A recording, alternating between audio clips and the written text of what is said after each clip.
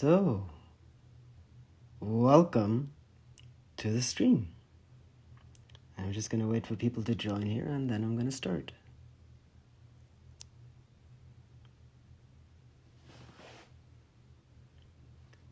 So it takes a little while to begin with. And there we are. So welcome everyone. And welcome to this second fantasy live stream. I thought I would take you with me into the woods at first. We might continue with the other book where I left up last time, but a little bit later on, I think.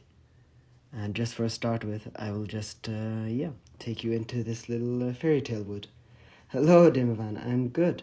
I am glad to continue on the journals with everyone here. And I think this is going to be fun. I always love painting on journals live because they're just, well, it's the perfect format for these streams. And now all the journals are so far that I think it's going to be fun to show you how they look and so on. So as always, everyone can just feel free to talk with me or with each other and ask me anything at all. If there's something I'm not seeing, then just ask me again, because I do read everything. If I haven't answered a comment or something, that's because I didn't see it. Sometimes they don't appear. So yeah, these journals now are all fantasy themed. So that doesn't mean from a particular movie or anything like that, but just kind of this letting go of the normal boundaries that I kind of put upon myself, and I don't take as much care explaining things, and I just, I want to take everyone into this kind of mystery world that I loved as a child and still love now. For instance, this can either be a natural phenomenon or it can be fairies or what have you, and I just love these different ways of painting, this kind of mysterious light and so on.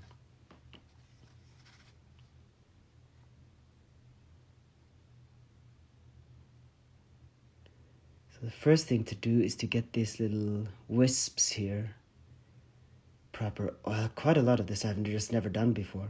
I usually hold quite strict to kind of that it has to be possible or something like that. Kind of naturalistic way of painting, even though it's from imagination. And when I've kind of freed myself from that here, it's quite new. So it's going to be fun to see. So these books are now far enough that I could start really experimenting and doing strange things. And I'm really curious to see myself where this is going, because I don't have any plan beyond the fact that I wanted to have a little kind of fairy tale forest. I don't know myself where this is going. So I'm just going to paint myself around the painting and then, let's see what happens. Welcome to the stream, Emma. So happy to have you here. So this is the second Sunday stream that I've actually managed to do on time. I've had this, I really wanted to do this for a long time, that we actually have regular Sunday streams, but I've never really managed it. But now, twice in a row, I take that as a victory.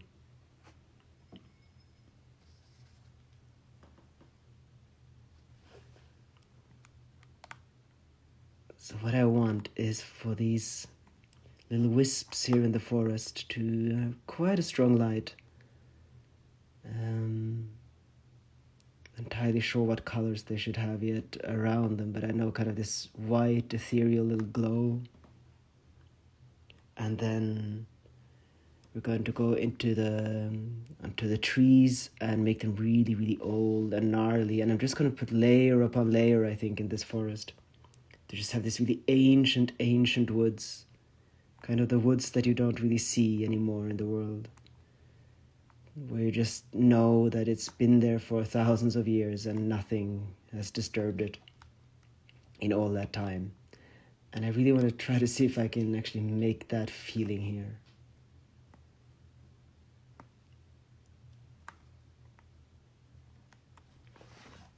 And that really does require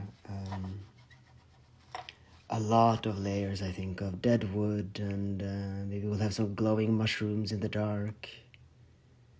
And yeah, I think I'm not going to have another fantasy launch in a long time, so I think this is the time to really let loose. So this still looks quite mild, and I'm hoping to kind of get away from that and make it much more extreme. Well, actually quite a lot more extreme. Well, let's see, I think perhaps we will even finish this book during this stream. Any suggestions are welcome. Let your imagination run wild. As long as there are no animals or any human things involved, I am open to suggestions. Welcome to the stream, Crossy. So nice to see you here. Welcome to the fantasy stream. And let me know, everyone, if you can hear me. Just give me a thumbs up or something like that. Welcome, Susan. Wonderful to have you here in the stream. Wrong profile. Well, I can recognize you anyway.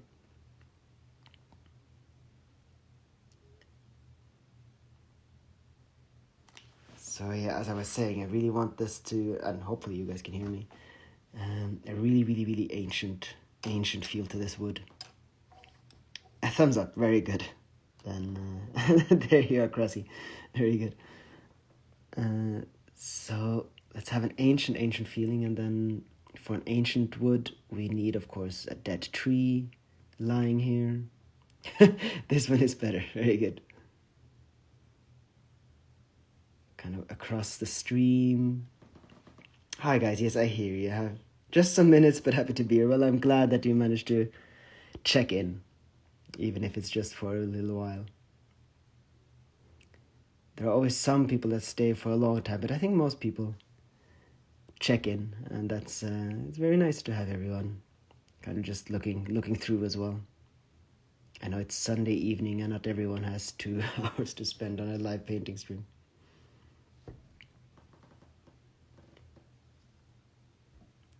So let's just fill the painting at first, and everything will kind of be clear eventually. So at this point in the painting, the main painting is kind of clear, and now it's kind of time to just fill it with different things and decide where everything should be and so on. And then the details can be added afterwards. But especially since I want this to be really chaotic wood, then you can just place things all around the place, and then plants can grow on top and so on, and things can change quite a lot as we go along.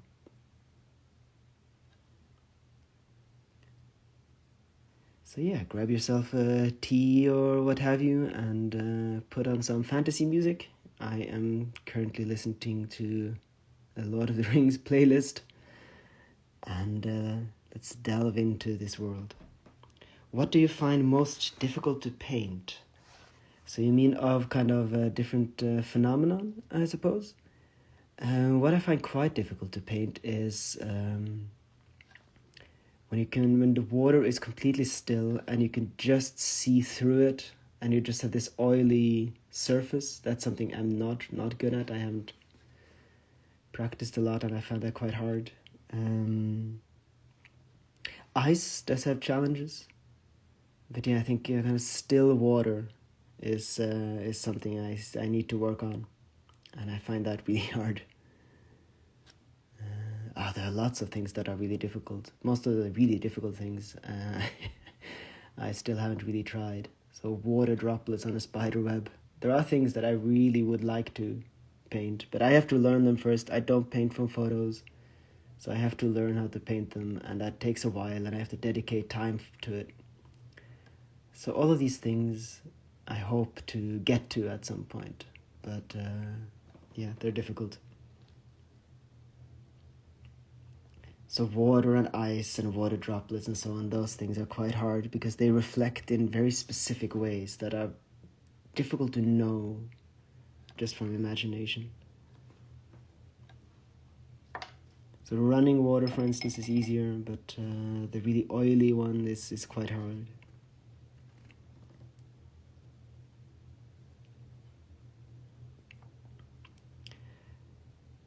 So the question here is, of course, if we want to have some glow-in-the-dark mushrooms, for instance. I'm not sure if that's needed in this wood.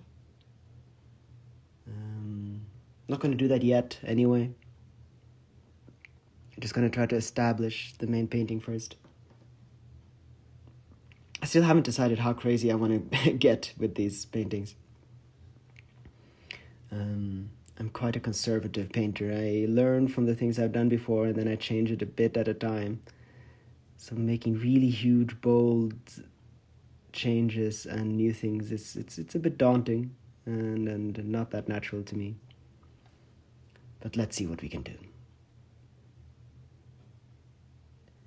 So the way I paint on a painting like this, when most of the things are done and I'm not entirely sure how to continue, I just go around the painting, and that's what I'm going to do now. So I'm just going to move from place to place, and things will kind of fall into line as we go along.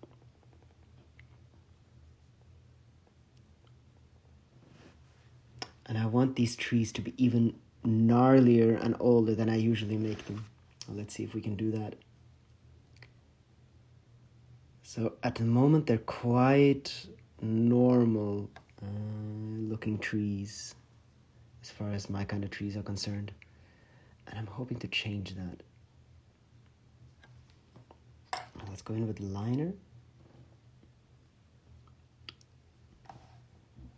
And we can have some moss on the trees, and I'll just kind of make these really gnarled, old branches, and just really, really imagine that these trees have been here for ages and ages and ages.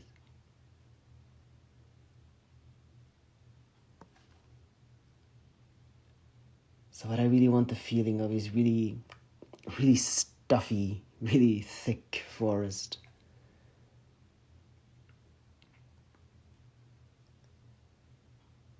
So with the light, still kind of hopeful. I don't want it to be threatening per se, but just ancient and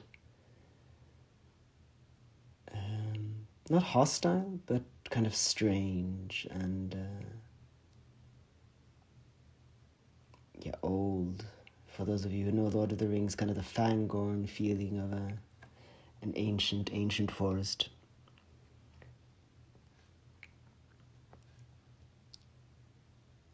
I have yet to explore the old ancient forest at our doorstep here, and I'm really looking forward to that. If you paint, it looks really easy, but how many times have you thrown away a painting? So now I don't throw away paintings anymore, but in the beginning, I think it took me 2, 3, maybe 4 years to even finish a painting. And I kept painting on top of it and on top of it. Welcome, Rigo. Welcome to the stream. Nice to have you here. So I'm talking about how I started, and I could paint for 100 hours, and I didn't finish. And in the beginning, I didn't finish any paintings. I didn't necessarily throw them away, I just stole them. And they're still lying in the attic. I just painted and painted for ages and ages. As often they would get worse and worse the longer I painted. So I learned a lot, but I didn't finish any for a very, very long time. I hope you're having a great start of your Sunday. Well, end, I think. But it's been a good Sunday. 2, 3 years to finish a painting. Well, they didn't even finish in that time. It wasn't really to finish the painting, to be honest. It was just to learn.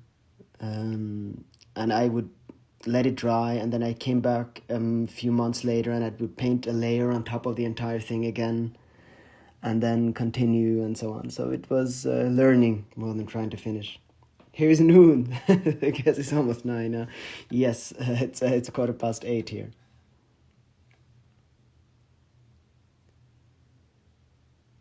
So in the beginning it took me ages and ages and ages to figure out how to finish a painting. But it's good. In the beginning, that's not necessary. I'm now in that phase, sometimes hard. Yeah, it can be really hard. But the thing to remember, while you're in that phase, in some ways I almost miss it, that's when you establish how you paint. That's when you create your way of painting. So it's really precious, that time. And really just stick to your way of painting and the way that you think it's fun. And after a while, it'll get easier, but you won't be developing as fast anymore. And a lot of things that you do will be set. So that is such an important time. Everything you learn in that phase is going to stick with you. Yes, nice way to learn. I'm such a journey with one that I haven't shared. Oh, interesting. I'll need to try to paint on top of it and see whether it will improve. Yeah, so that's what I did a lot of. I would paint a painting, let it dry, and then I would paint a thin layer of some color or other, often blue, on top of it. And that just makes everything in the painting further away, and you can go in and you can highlight again, and you can get in the sun, and you can do new things. An enchanted forest. I like it. Reminds me of some places in my favorite game, Elden Ring. I don't play anymore, but I have seen pictures, and I know what you mean, I think. I take it as a learning experience as well. Very good as well. Yeah, what I thought of is the kind of the Fangorn. I'm reading The Lord of the Rings again. And the kind of Fangorn forest, ancient feel. These ancient forests, we have one here that I still haven't explored, as I said. There are so few of them left, and I hope to capture a feel of it here. And I know Tolkien in Lord of the Rings, the writer, the author, was really, really upset about the ancient forests disappearing. Of course, in his time, there were still more than there are now. And capturing that feel is something I really want to do anyway. And now in a fantasy painting, of course, let's just go all out. And make it ancient, and then get these wisps in and just make a magical feeling.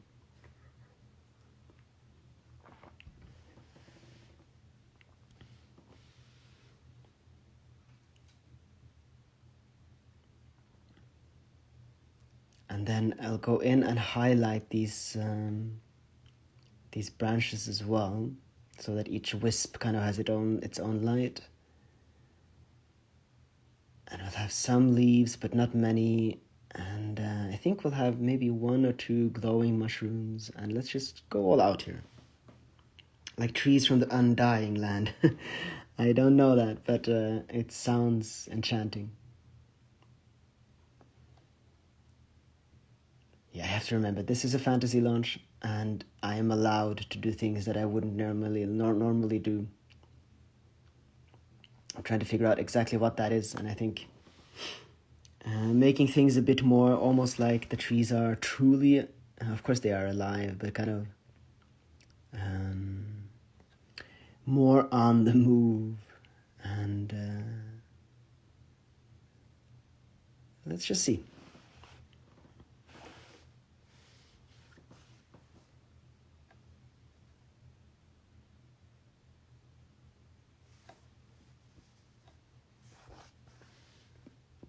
This is, of course, the way that, most forests once looked more like this than the cleaned up forests that we have now.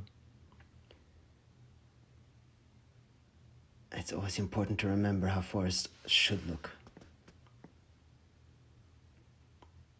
And maybe we'll get back there one day. Your live streams always make me feel so calm. Just sitting here knitting, listening, looking once in a while. Wonderful. Unfortunately, I have to stop. Learning math. Oh, exam next week. It'll be a long time before I can live the event. I live the life I want to live. Have a nice evening. Oh, you will get there. I'm hopeful for you, and good luck. Till another time.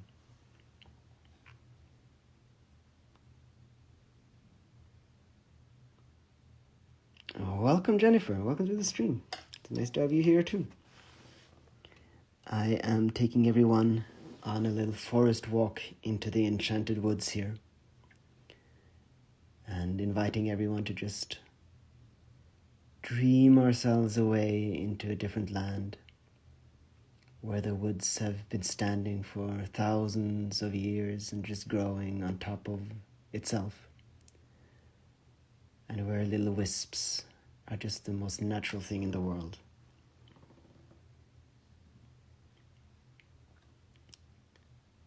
As I said, I want to make this forest truly an ancient forest. And of course, in that light, we need really gnarled old branches. How do you make this cool eerie vibe? It makes me feel uneasy and like I'm being watched by the spirits in the forest and the trees. Oh, that is wonderful. That is exactly the vibe that we want. As to the how, I don't think I can speak to that, but hopefully I can show you.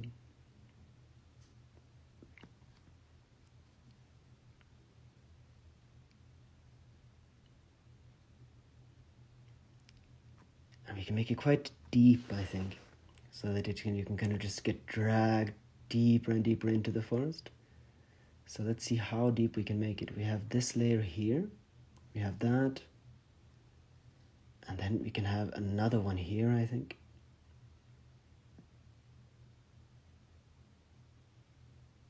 And then we can make the wisps even smaller, and that one should probably be at this height. And I think that might be it. Maybe just another one, and then we can explain it later. Love your paintings, the nature you paint and the nature where you live. Thank you for the life. Thank you, Leah. Reminding me of my favorite fantasy author, David Eddings, Bulgarian. Oh, that is something I'm going to have to look up. I'm always looking for more fantasy reading material or listening material while I paint. I thought I'd heard about almost all now, but apparently not.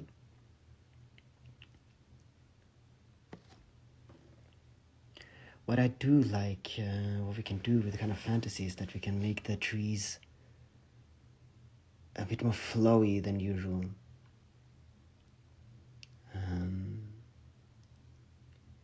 So that they grow more, for instance, in one direction. So there are certain things that you can do to make it a bit more eerie and more fantasy-like.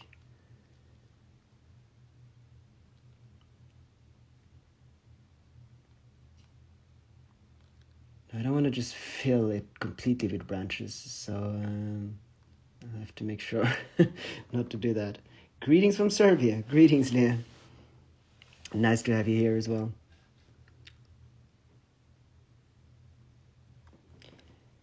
Bulgaria. It sounds like Bulgaria where I am from. Maybe that was an inspiration.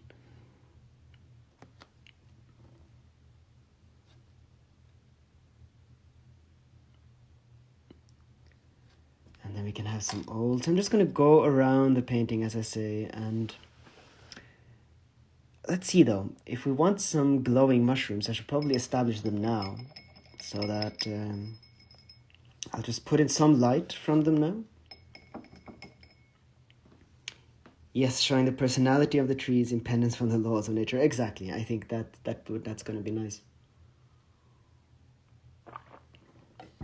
So if you're going to have some glowing mushrooms, let's see. I'm not entirely sure we're going to keep them, but we can make some light from them already. And then we'll see if we're going to keep them. I'm just going to put down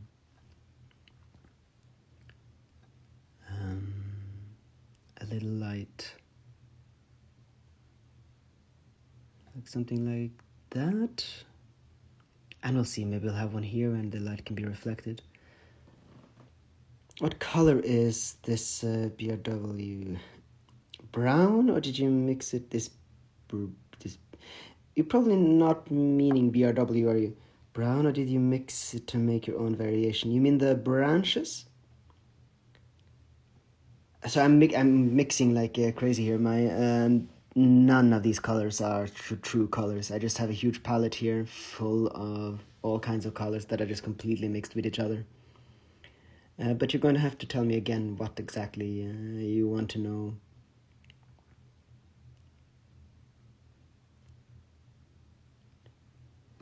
Also, Tom Hanks was speaking Bulgarian in one movie. His wife is Haspa. All right.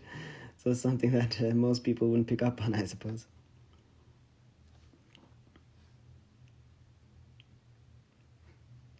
So yeah, as I say, I'm just gonna put down the color, and then we'll see if we're gonna use it. Welcome, Andreas, to the stream.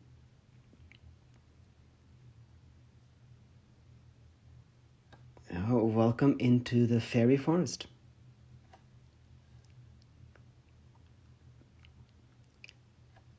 There we are. I think everything can kind of get a bit darker too. I meant, oh, by the way, right, typing here. No, by the way, I know. And yeah, about the tree branches. So the tree branches are mainly black in color at the moment. And when they dry, they get a little bit more brown. And then I put some burnt umber into the black, and some blue sometimes, and kind of different colors. But mainly it's just black and a little touch of blue and brown hues. Let's see. So I want a little bit more structure onto everything. A little bit darker structure, and then we can get in some light, some highlights, some moss, and so on. Just as this is going to be a very dense forest, I want the ground to have no clear, just one color, and then we can put some plants on top of it, and we can just paint up layers. I say we for some reason. I always feel that you guys are painting with me when you're here, so when I say we are going to do this and that, I do kind of mean that I'm kind of including you all. And do feel free if you have any suggestions. This is quite far along, so I might not be able to follow it, but I often do, if there's an idea. So the darker we make this now, the more kind of highlights and things can come in afterwards. And the more other things can glow. So for instance, if we have these glowing mushrooms, then I'm still not entirely sold on. Hi, Andreas again. Yeah, so if we have these glowing mushrooms, if we have glowing things, if we have some wisps down here, it would be nice to have everything just even darker, and then we can put in highlights and make it lighter at certain places. So around here too, for instance.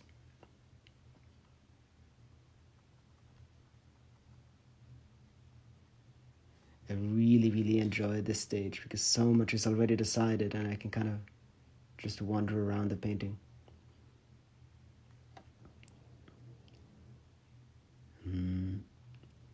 Yes, I want it to be really, really, really deep, just so that you can kind of go far off into the painting here. I'm gonna need different colors there. But we're still not that far along, since usually it would be quite far along, but because there are quite a few different plants that I have, it's not as far along as you might think.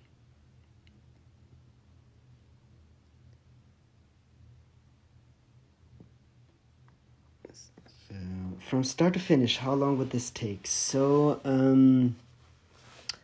I mean, this probably has taken me now 4 or 5 hours so far. And then we have 2-3 hours more. So maybe half a day's work. Something like that. Maybe a day's work.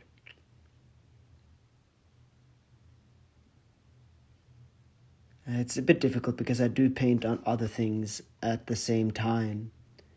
So it'll take me a few days to finish a book like this, but at the same time, while I do that, I paint on candle glasses and other things. And then it needs time to dry and so on. But something like that.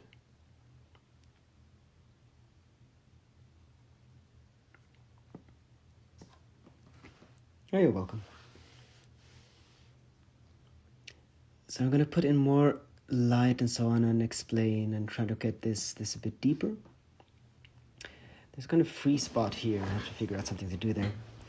It would take me at least half a week. Well, it used to take me a lot longer. And as I said, I could spend 100 hours on something like this and still not finish. A big help is that I base the things that I paint on things I've done before. How's the weather there today? Here's a rainy, cloudy, but only 48 hours, and it's cold. To what is our normal 30 Celsius? Well, it's actually really, really warm here compared to our normal temperatures, which means that we had almost 1 degrees plus today, which was really strange. And tomorrow we're apparently going to get a few plus degrees again, which is really strange here for this time of year. So for our to what we're used to here, it's incredibly mild, and I almost feel like going with a t-shirt outside. Even though, of course, I still have a thick jacket, but the wind is really mild, so it's very strange weather.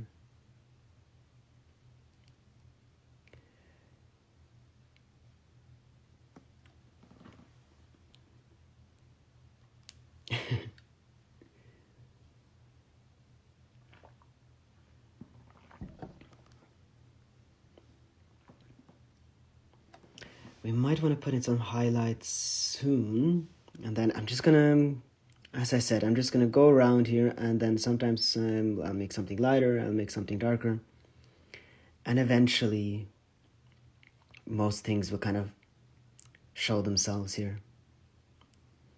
With a t-shirt in plus 1 degrees, I'd be covered in sweaters. Well, after we've had weeks and weeks of 20 minus, and even 30 minus, when it's plus degrees, it just, you're climatized to something completely different. And that really is a big thing. Once you're used to a temperature, your body just behaves completely differently.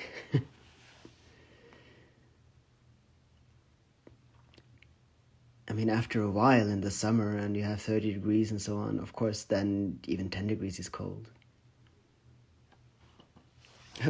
Bye, Susan. It was nice to have you here. Till next time. See, I've often found that when you don't really know how the painting is going to go on and you don't have a clear plan, it's just good to just go around and just do these kind of small things, and it'll show itself eventually. So I want some leaves, but not many, and just have to make sure that I have the same type of leaf on on the same tree. So this is a different tree than this one, so we can have different kinds of leaves. So rules like that I am going to follow.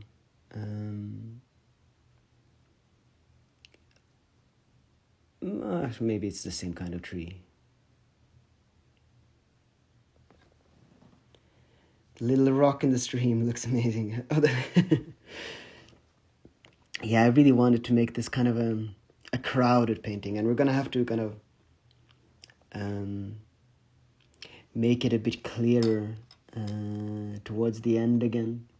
But I wanted to have this really crowded feeling.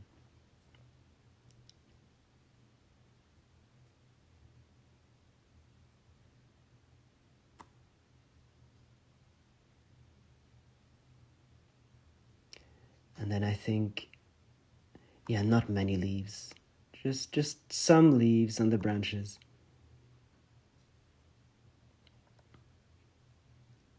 And then I'm just not going to care about the fact that if it's autumn or summer or winter or what have you.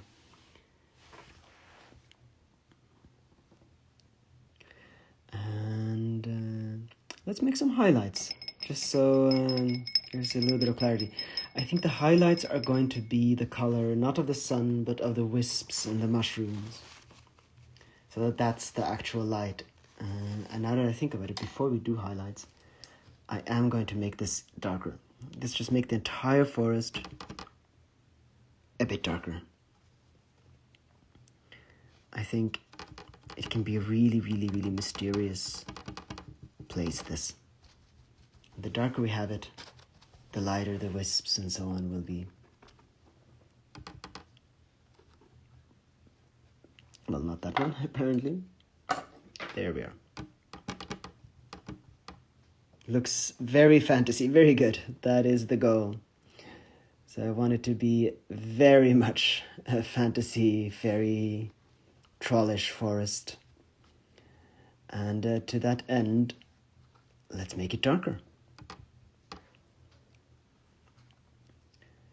So what I want is to have this really, really, really dark, stuffy feeling, and then put in these lights and then light up the forest from within.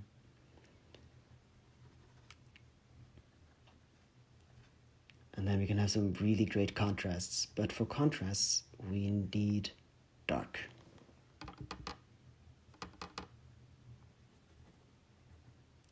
And we can basically frame the entire thing. I think we'll have some plants on the ground here too. And maybe, now that I'm thinking about it, we don't need to have mushrooms necessarily. We can have some glowing in the dark flowers maybe. Or some plants or something. I'm thinking a little bit about kind of an avatar-y feel, but that's not that no, let's see.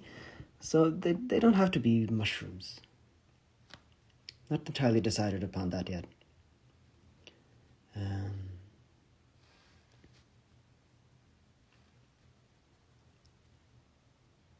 Let's frame it first. Glowing flowers, please. Okay, I think that's decided.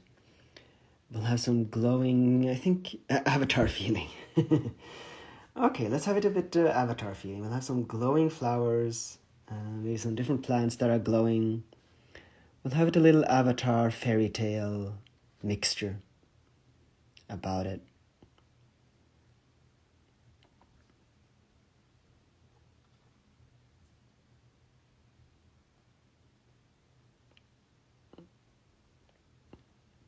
And then we do need to have it even darker here, so that glow can really so that it can really shine.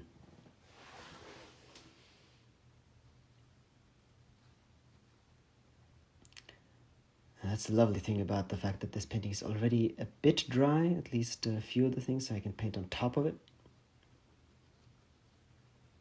That's one thing that I enjoy about letting things dry for a bit, so you can paint on top of it. Love the fireflies. Well, they might be fireflies, they might be wisps, they might be fairies, they might be seeds, who knows?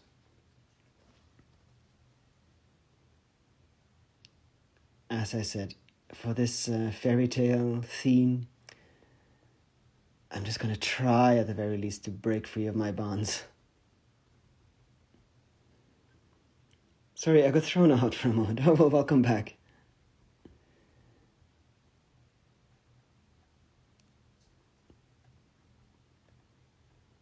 So I'm trying to decide on what kind of flowers, but I think for glowing flowers, I think kind of a star flower shape would be nice.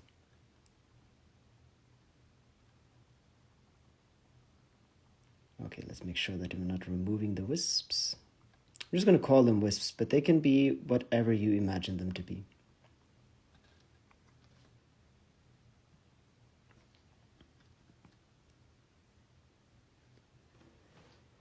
Something like this. Okay, it's getting darker.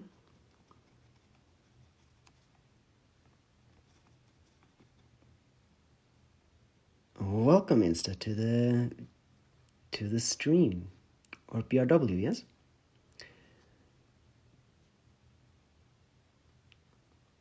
And chat also. Very glad to have you here.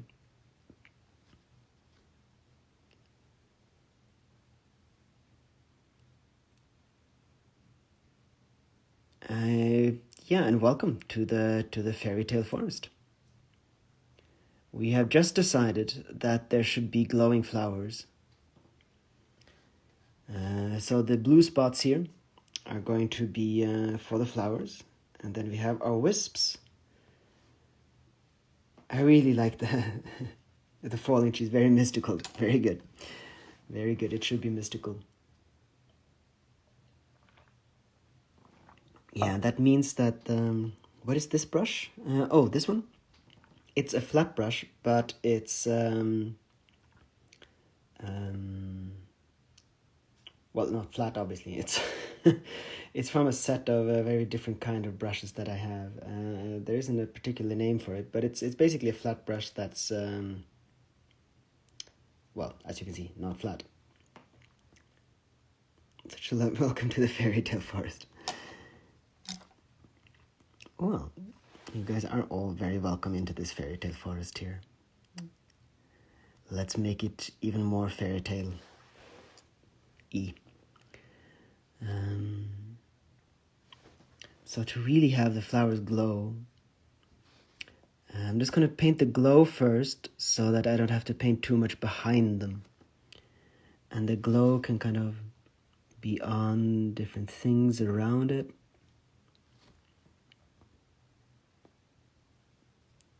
And I'm going to go from blue glow and then to quite a pure white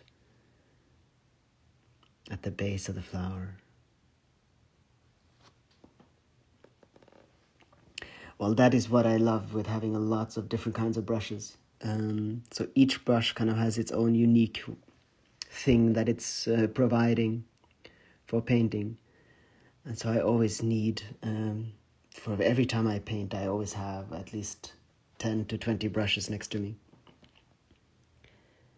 Today I was in the forest and it's so mossy and so on. It reminds me of the moment. Oh, lovely. Yeah, we're going to have lots and lots of moss here and so on, and just make it really, really old and ancient. You can have some of that already. Some kind of lichen, for instance. I think that always makes it just that much more ancient. Just put a little bit down, just to have the feeling, and we know, and I can put much, much more down later.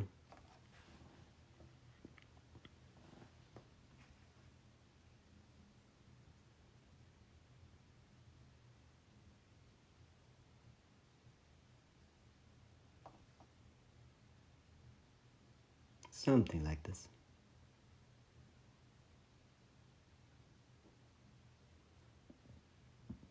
And we'll get much more. Maybe there'll even be a wisp up here or something, and we can just light up that part of the forest. I think that might be nice, actually. Put maybe here.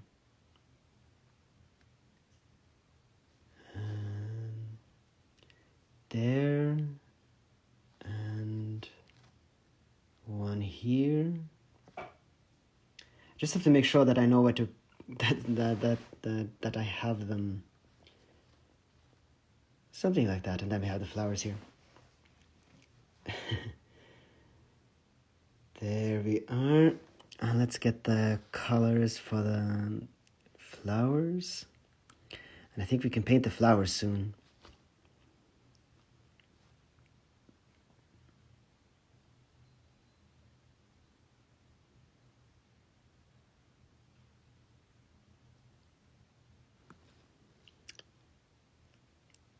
But the reason I'm painting the glow of the flowers first, once the flowers are grown, they're going to be quite detailed, and I don't want to have to go into the flower too much and paint what's going to be behind it. So I like to have the glow first.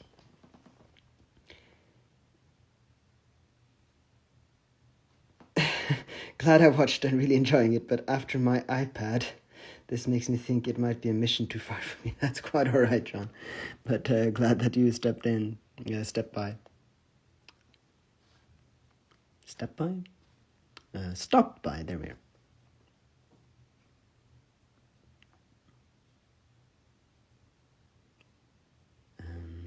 There.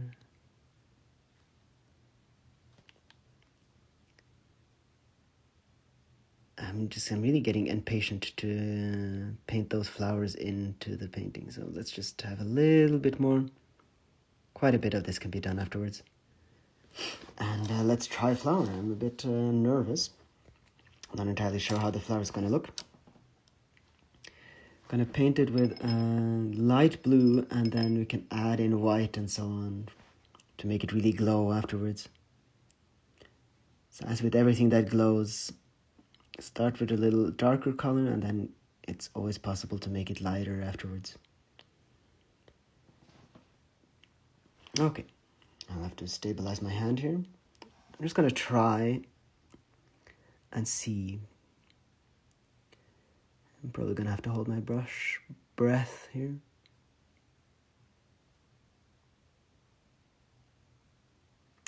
Here we have a little stem. Don't be nervous. There we are. We have a little stem. And let's hold the breath again.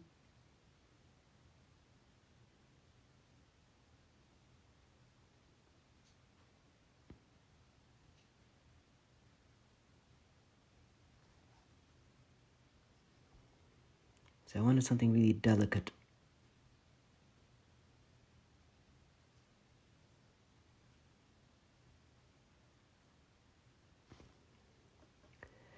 And to really make them glow, I might have to wait until they dry. Whew, something like that. You said hold my breath and I was down. Well, that means you're invested. That's good. Okay, 5 petals and a light stem.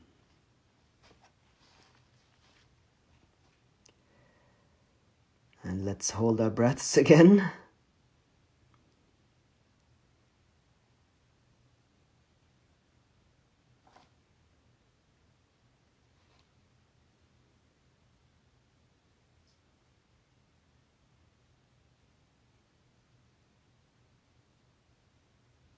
Here we are.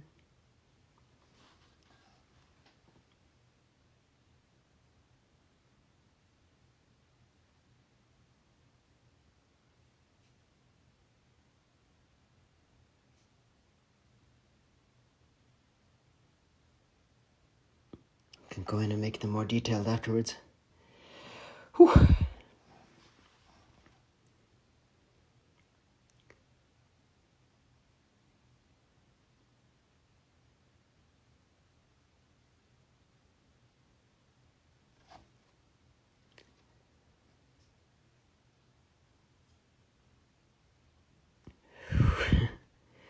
Growing from a magical moss. Oh, that's a lovely thought. Yes, I think that when I breathe, I move the brush.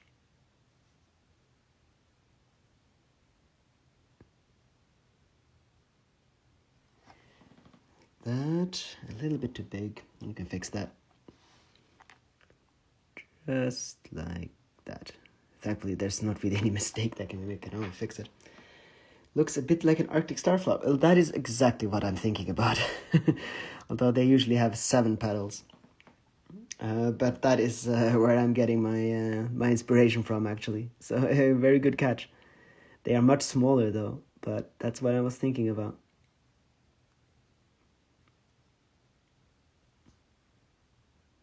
That is Lena's favorite flower.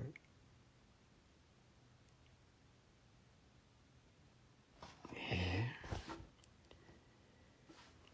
And 4 more, at least in this part of the woods.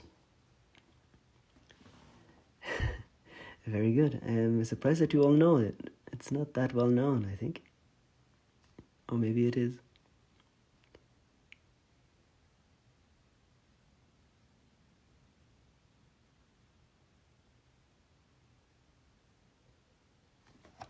Probably among our audience, it is.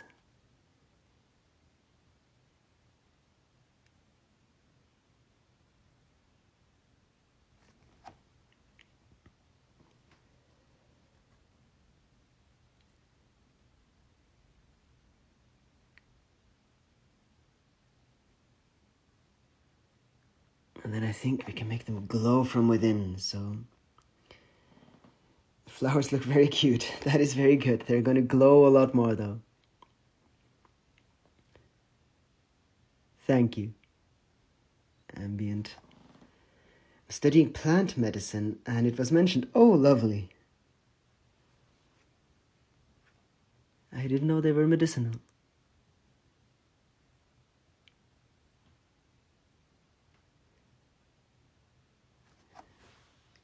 That is a very interesting field.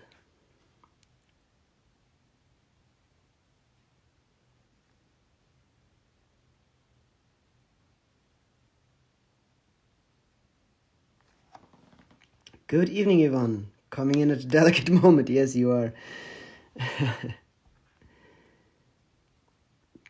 So we're getting the delicate little glowing fantasy Arctic starflowers. Whew. Okay, they're smaller.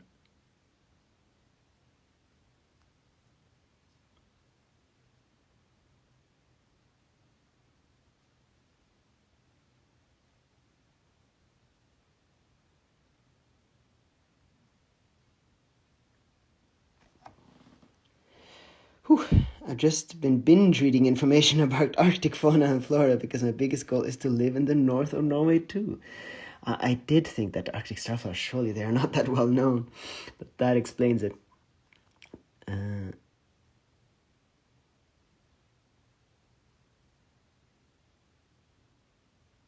Yeah, they're very wonderful flowers. Now, of course, these are our own versions.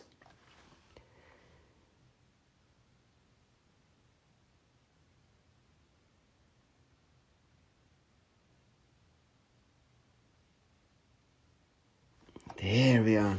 And let's put some white in the middle of them.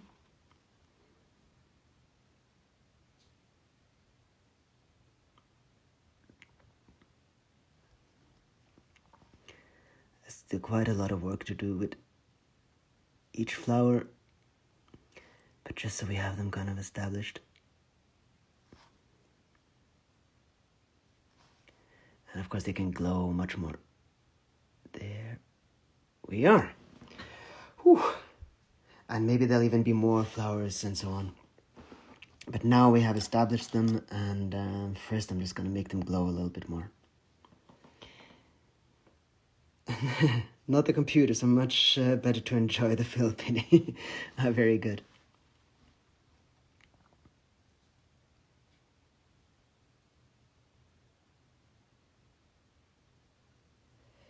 Whew.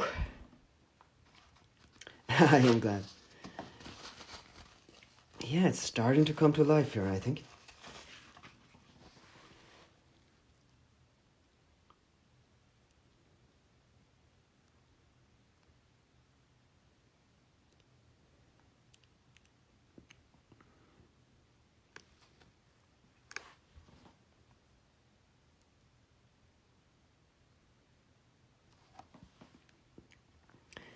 That is good. It should look very enchanted. And yeah, I'm just going to make them glow a little bit more. And then we'll have some more moss and so on. Thank you, Zani.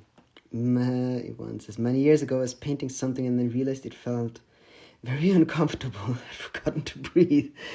Yeah, that does happen. Whew. I need to breathe now too.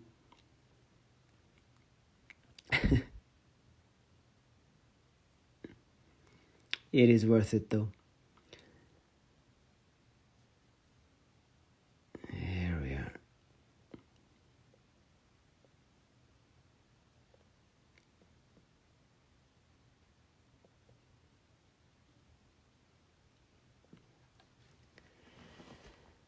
Whew, something like that. And now I think another color would be nice. So kind of this more mossy green, but we need to have it quite dark. I don't want to have it too light. So I don't want to take the glow away from the starflowers.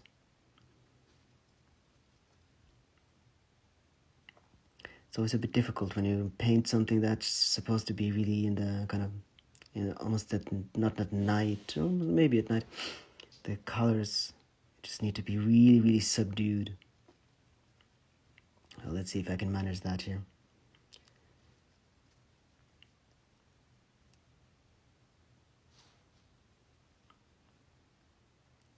trying to kind of mix it so that you guys can see as well.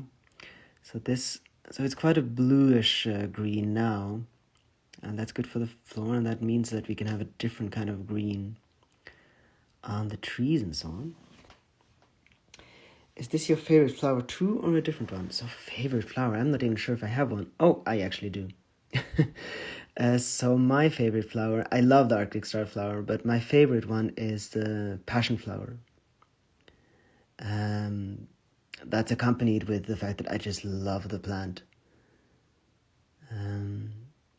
That is a much more flamboyant flower, though. A very, very different kind of flower, very different environment, of course. But I just love those flowers. They're just, I think at some point we will have a flower launch, maybe even this spring. And then I will paint all kinds of different flowers, and I will try to paint that. It's just incredibly complicated, so I still haven't painted it. Thank you, Iga. Well, she has wonderful posters too of this flower. And it was through Lena's photos that I first kind of got to know Arctic star flowers, even though I've always seen them around, but they're very small, difficult to notice if you don't know them. And through her photos, I kind of got to know this flower. So it has become one of my absolute favorite ones. And of the delicate flowers, it is my favorite one.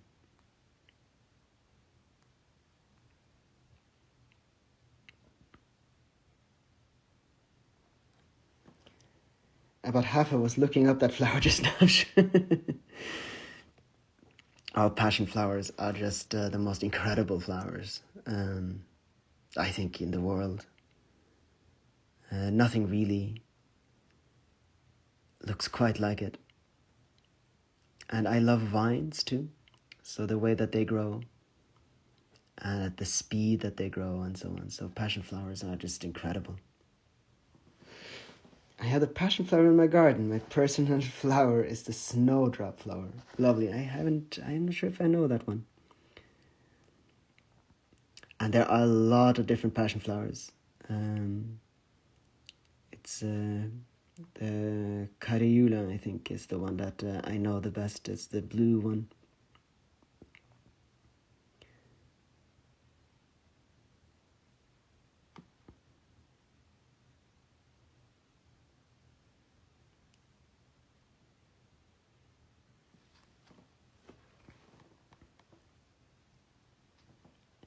Snowdrop.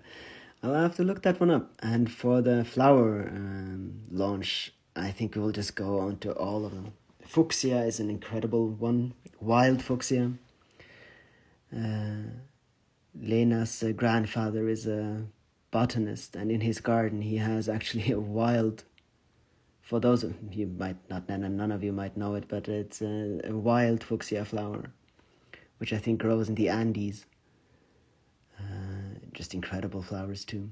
So many wonderful flowers. So I think for that it'll be fun to just really go wild as well.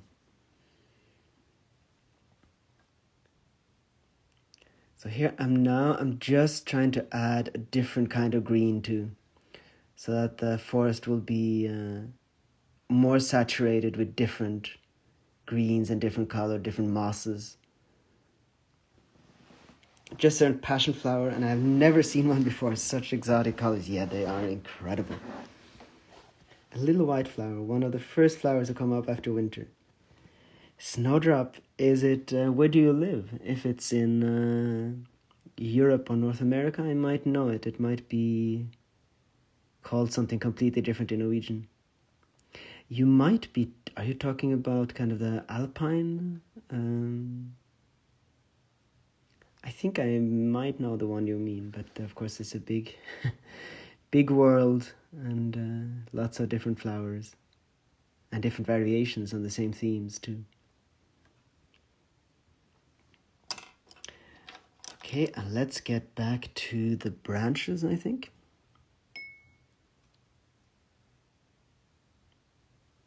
Holland. Oh. Well, then I'm pretty sure I don't know it. I don't think you have the same kind of flowers that we do here.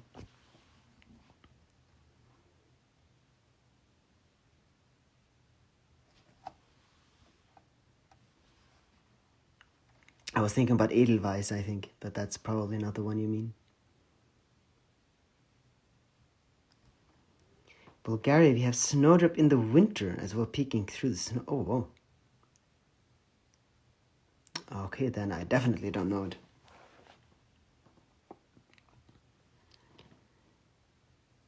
Thank you, Iwan.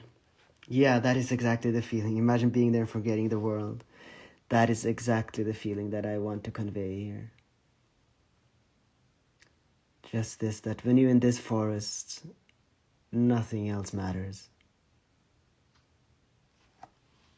My favorite flower is the national flower of my country, Rincolelia. I will have to look it up or send it to me in Instagram. I would like to see it.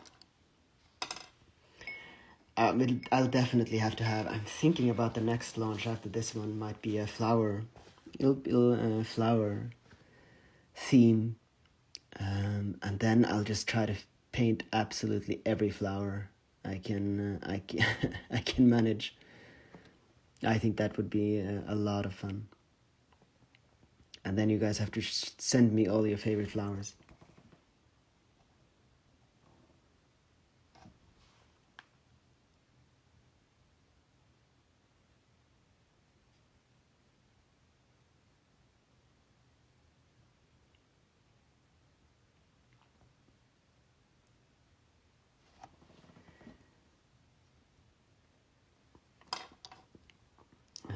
Let's see here. So at some point we might have to switch painting, as this is going to have to dry a little bit before I can kind of make the flowers, for instance, glow even more. So I would like to have a little halo around the flowers, but it needs to dry first. At this point, do you know where to finish? Oh no, not at all. So at this point, I know where everything is. There is not much room for a lot of new things here. So what I know is basically that I can just go around and kind of put on color where it should be color and shadow and so on, and that eventually will make it be finished. But there are still some larger things that I could do, and I think I would like to do, and that's going to mess it up a bit. So I would like to have more plants, for instance, and let's do a few of those. So just some dark plants with some leaves, for instance. And until I've done that, I'm not going to be sure what to do until it's finished. I just sent a flower. Oh, wonderful. I'm looking forward to it. Joachim, I have to leave, but this was so nice. Check out our page tomorrow, for I have painted flowers all day as well. Good night, everyone. Wonderful, Jennifer. I will do that. Jennifer is part of our online course, so she's the page is our forum, where we have, which is basically taken on a life of its own. Our painting course has kind of grown into a forum for all kinds of things. So I'm always looking forward to checking into the forum and seeing what's there. So I'm looking forward to see what Jennifer has posted. It's really turned into its a little community. So here we have, yes, I'm just going to put down a few grasses and some different plants and so on. And that should awaken it even more to life, I think, this painting. Because we don't actually have any grasses or plants yet, just at the background.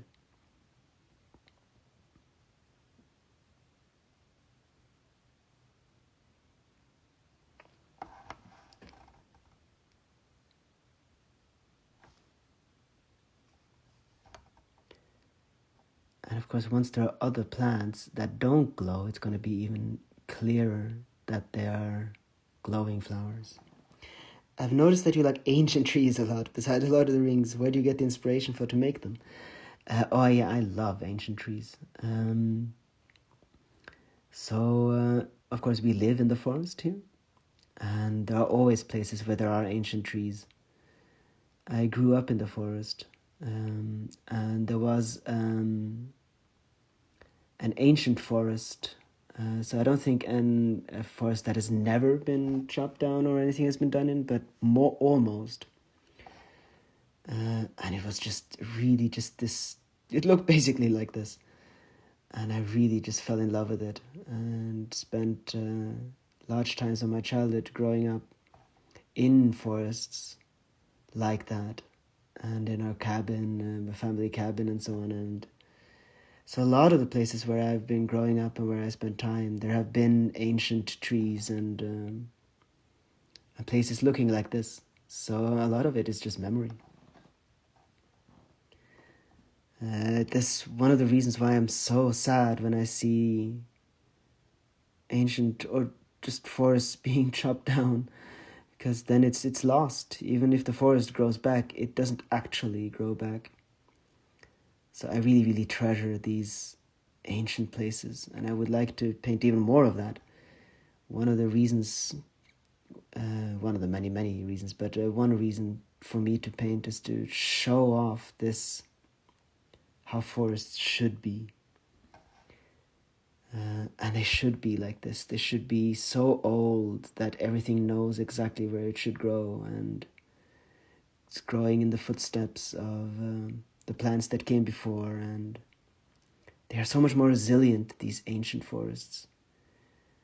Everything grows where it ought to grow, and things just have their place. Sometimes a tree will fall and there'll be a race to fill the gap, but you can just feel that everything is connected in an ancient forest. Forest boy. Oh, absolutely. That's so cool. That's why I really like watching Lena's videos, because of how she shows us the forest in her videos. Yeah, absolutely. And I agree. It's sad all trees are cut. The ancient never goes back. No, not in our lifetime. It takes so long that even if a new forest is planted, we will never experience it in its prime. It's just, it takes too long.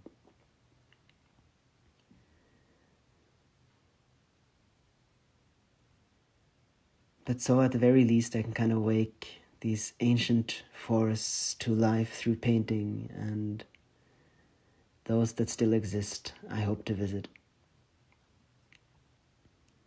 And learn. I mean, there are ancient forests in every climate and in every environment. And they always have their own particular way of growing and own personalities, and there's just so much to explore. So what I would like, instead of exploring cities or what humans have done, I would just really like to explore more of that.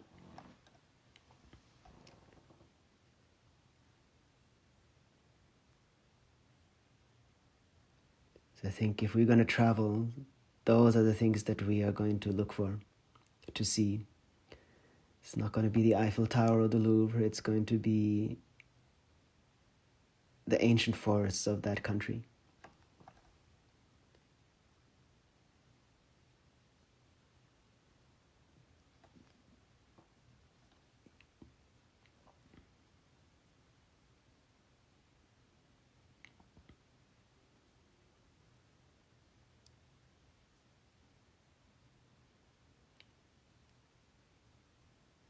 So if we have grass straws, of course we can have the light hit the straw too, from the flowers.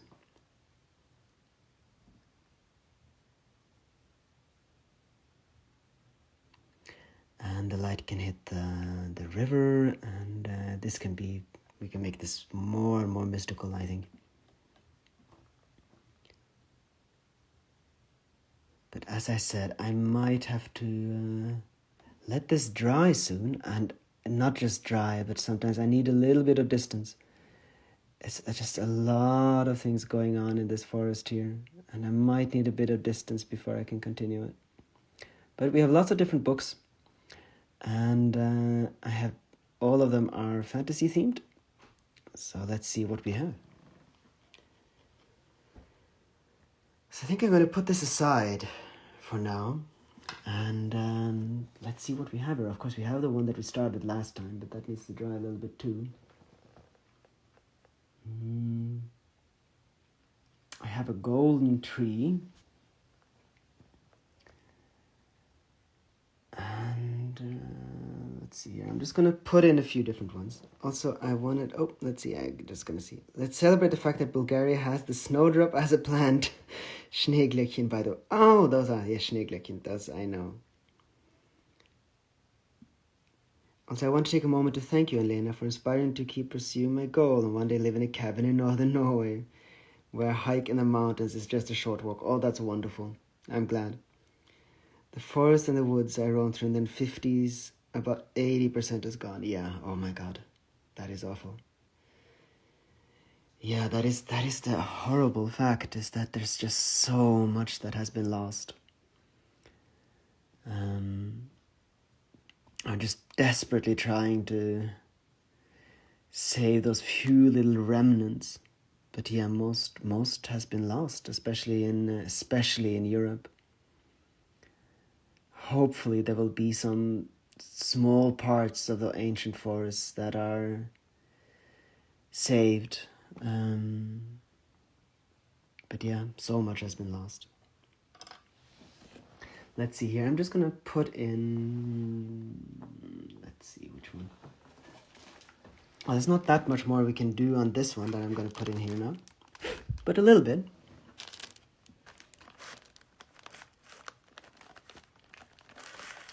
Maybe that one. I'm gonna let you guys be a part of this decision. So that's number 1. And then we have misty, foggy landscape. This is more of the mysterious forest. And then we have the golden tree. I'm not entirely sure how to continue that one though. So there we have them. So that's number 3. And I'm just going to do number 3, number 2, and we have number 1. Let's take votes. 1, 2, or 3. This is number 1. This is number 2. This is number 3. And we could continue. I'm not entirely sure if I can do that much more, but we have number 4 here too. It's the one that we continued last time. We cannot have them all. And here the light is a bit strange. So if everyone is just deciding to vote on all of them, I'm going to have to make an executive decision at some point. Number 2. So I'm trying to... 3. Okay, so 1, number 2, 1, number 3.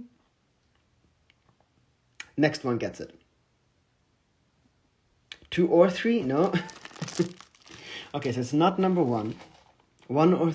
Okay, let's see. Last one. Okay, I'm trying to... 1 for number 3. 1 for number 3. 3, 3, 3. Okay, number 3. That was... Correct me if I'm mistaken, but that's the golden tree, no?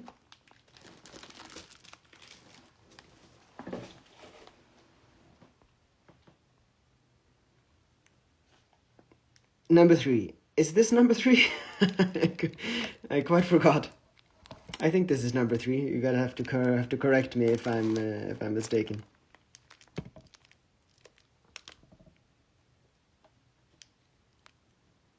I'm not hearing any objections, and I'm just going to assume that this is number 3.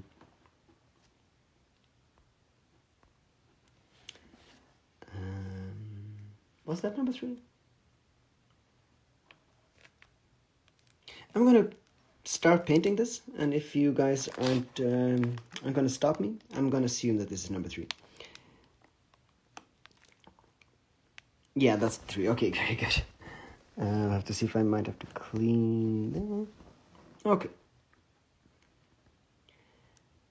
It's wonderful, so it's number 3. Very good. Okay, so the big question, of course, is how... We forgot as well.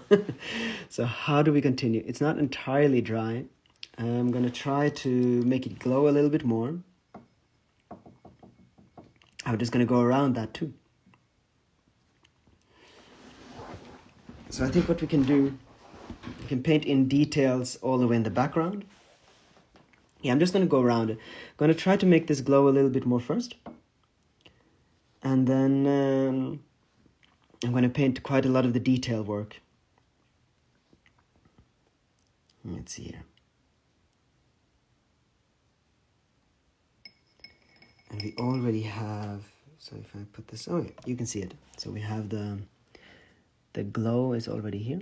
I think that's from the last time I painted this. And I need a different brush.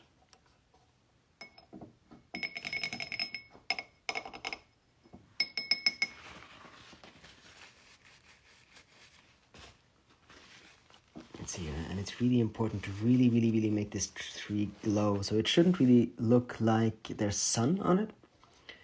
What it should look like in the end, we're not there yet, but what it should look like in the end is that it is glowing.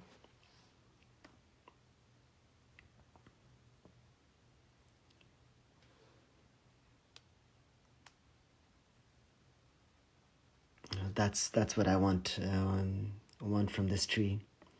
Not that there's any sun on it or anything like that. It should be glowing from within.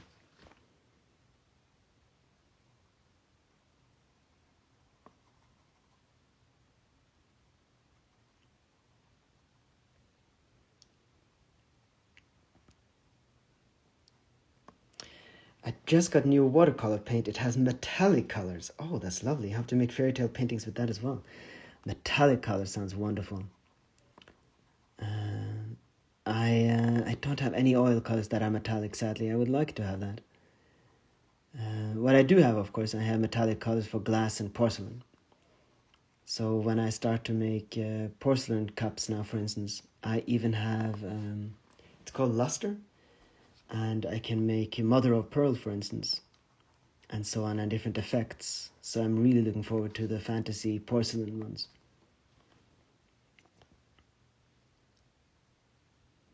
Which brush do you use? So the brush now is one that I haven't shown you guys for the course.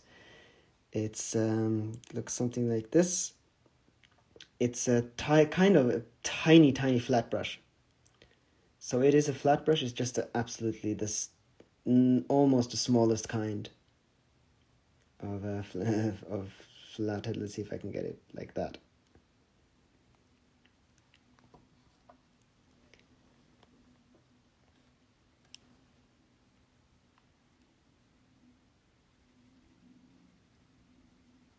So it's a bit rougher. It can't paint details, but it can smooth things out, but basically exactly where you want it. It's very practical to do things like this.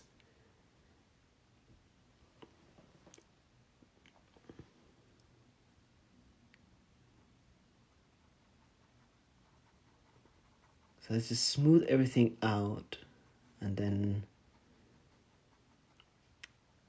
you can paint on details afterwards. So just put on a lot of color here last time, but it was quite wet still. And now I can just go on top of everything and just smooth it out. And then we can paint everything a bit darker so that the glow is stronger.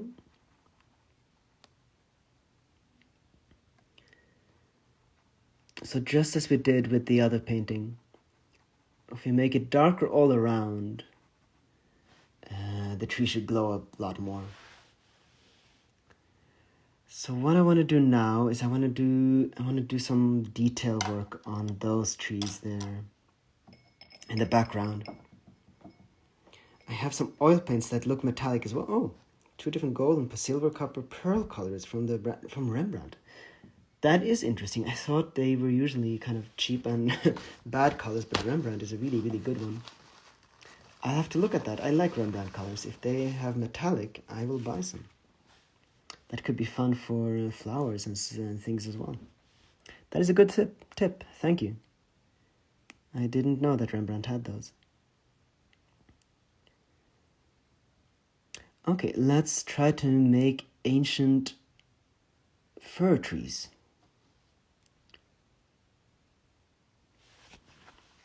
I have to support myself on my arm, but you guys can't see that. So what kind of fir trees? I think the fir trees up here, almost at the limit where fir trees can't grow anymore, they get really thin and spindly. And of course, something that is almost never seen anymore are ancient fir trees. They have a lot more personality than you'd think. Often fir trees just look identical, but that's only when they grow in a plantage or the forest has been cut down 30 years ago. But the really old ones get a lot more personality and grow in incredibly different ways than you might think.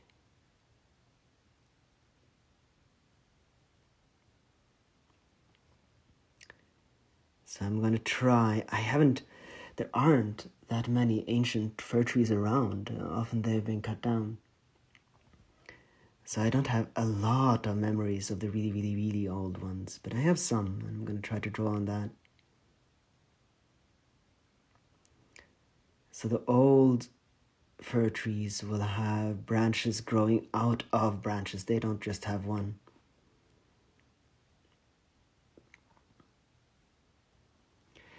Question. Hello, Frangrun. Welcome to the stream. Thank you.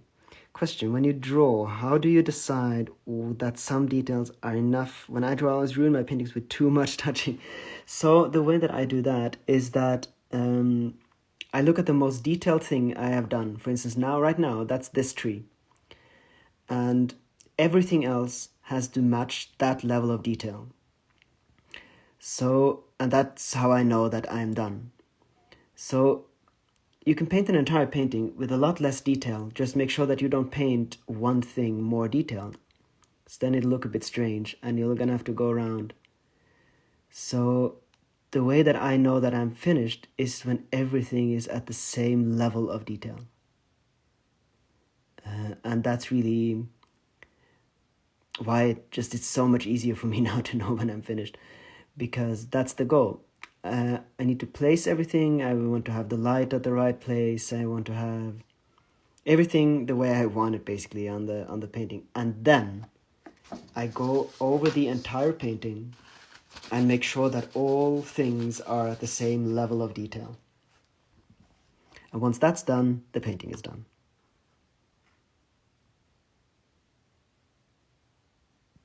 And that doesn't have to be incredibly detailed. It's just so it's harmonious.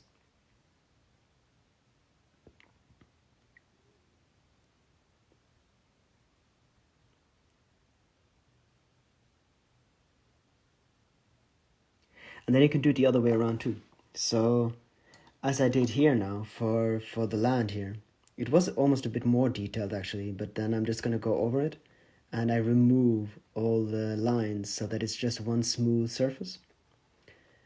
And then I'm just going to go over all of the surface so that there's nothing that looks out of place. And for instance here on the bark and so on. And eventually it'll just look a lot more real. Would love to stay all night, but still have some things to do. Might pop in later, but for now, bye. Thanks for the space. Hope to catch the next one. Big hug. Wonderful to have you here, Emma. I'm always so glad to see you joining. And goodbye for now.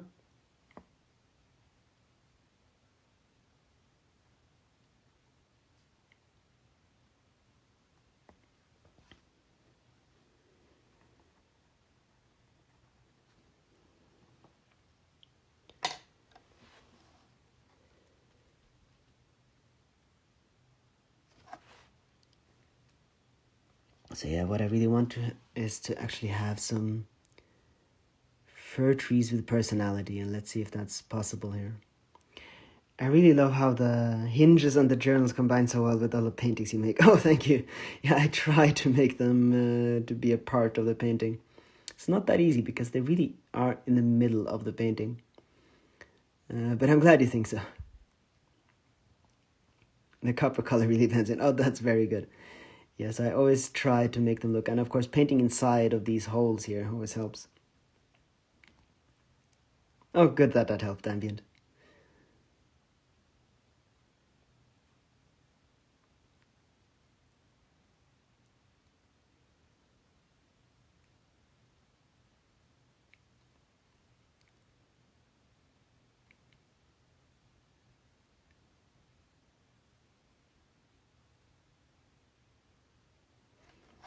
And what I really love with these really old fir trees is often they have branches all the way down, and they get incredibly broad at the base. So they're just basically soaking up all the light that they can, and they always have small extra little trees almost at the bottom of their base. Very different than younger and even quite old fir trees, but if they're not that ancient, they haven't developed this yet. And I wouldn't mind getting lost in a forest like this, as long as I have a dog with me to make company. Very good.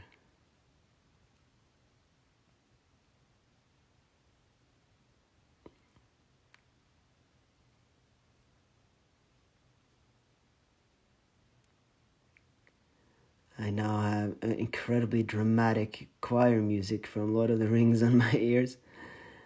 Once I decide for something to listen to, I have to keep listening to that one. If I change it, I lose the connection. So that wasn't entirely intended, but it got very dramatic all of a sudden in my ear here. And then, of course, the painting has to be more dramatic. So let's see.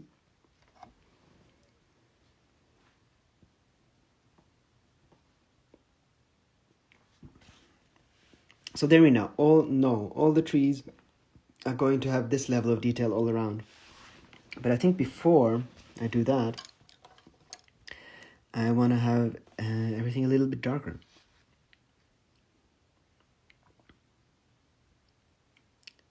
As this tree is going to be a glowing tree, it really helps to have everything around it darker. Is that a waterfall in the background? Yes, it is. We can actually explain that a little bit more. So the way to do that reminds me of one of the waterfalls in the fjords of Western Coast of Norway. So the way we can do that is, I've already thought about doing that, and let's just do that right now since you've drawn our attention to it. Is because I just drew in the line. Painting, talking, reading comments, and listening to music. Well, it's been a little bit of a journey to get there, but that's kind of how I do it now. But it's gotten incredibly dramatic right now. I'm surprised that you guys can't hear it. It must be one of the kind of Black Rider themes or something like that.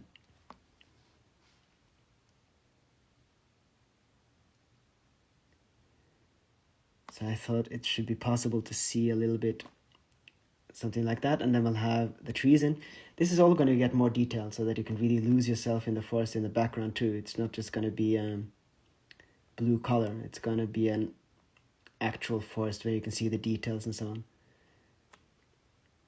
So you can paint in some of the rock here. And then I can paint in a little bit of the shadow of the trees here. Let's see if it's the right color. No, it is not.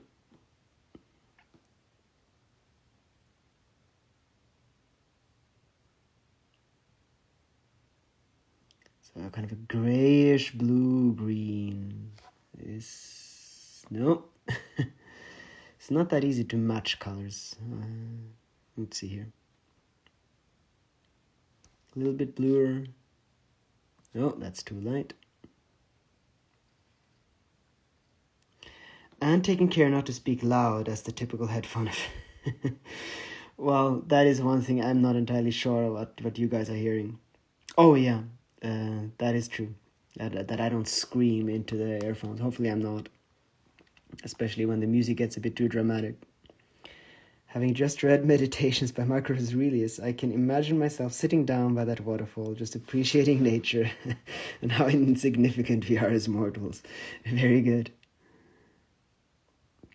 I read that myself. It kind of does bring you into that mood. I always do that. So this isn't entirely the right color that I wanted. I'm just going to obfuscate that and come back here again afterwards.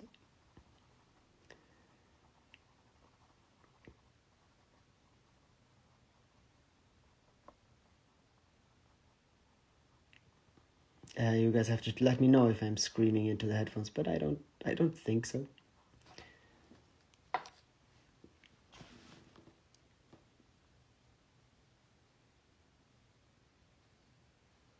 So I think I like this color. It's going to look strange for a little while here, probably.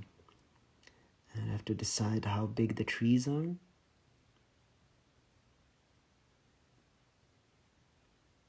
Can make those more detailed. I just want us to know how it's going to look and kind of decide the distances. And then we can go back in later and decide. But something like that.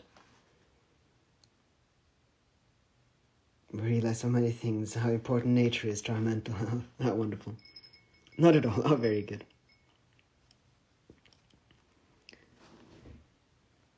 So something like that, I think.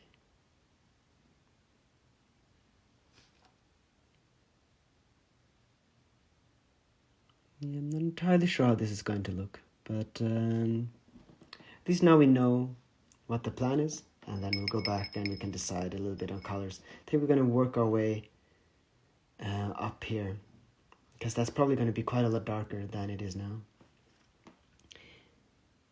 More alive than it already was. Very good. So for instance, we can do a little bit of that already. So the treetops in front of the waterfall here ought to be darker. And we can make those really, really detailed too. But I'm not going to lose myself too much in details right now. We're going to do that at some other time. But then I know the color, and maybe there can be some lights in here. I mean, it's a fantasy after all. Let's see. But let's get some of these treetops first, though. And as I said, everything was going to be darker. Oh god, there's so much to do. Let's see here. Let's get this a bit darker first. Have some proper shadows.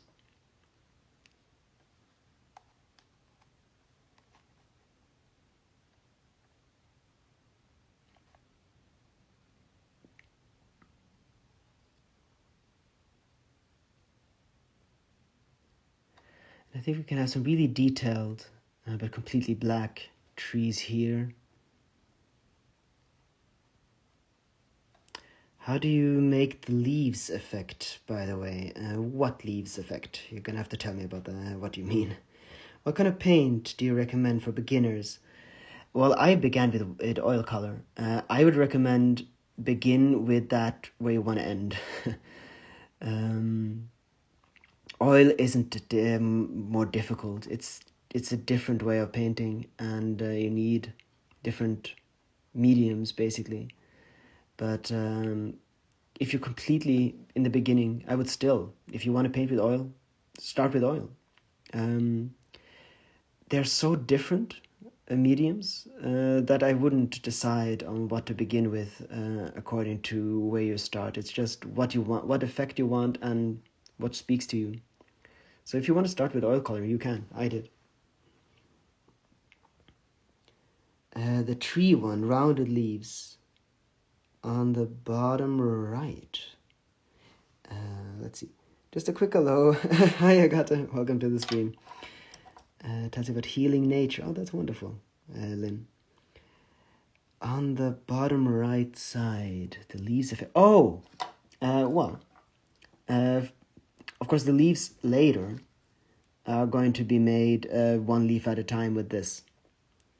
But the effect of these leaves, just so that I can place things quickly and I don't have to think too much, is a ruined brush. So what I will do, let's see if I can, there we are. So what I will do is I will take a perfectly fine brush and I will stamp it into the ground a lot. I will then ruin the tip of the brush. And having done that, you get the leaves in the brush for free. So then you have it like this, and you can easily make bushes and so on without having to take too much care to paint each one individually. So that's a really good way of doing it. That's not something I do in the end, but I know a lot of painters that only paint like that. So you can basically just have the leaf in your brush.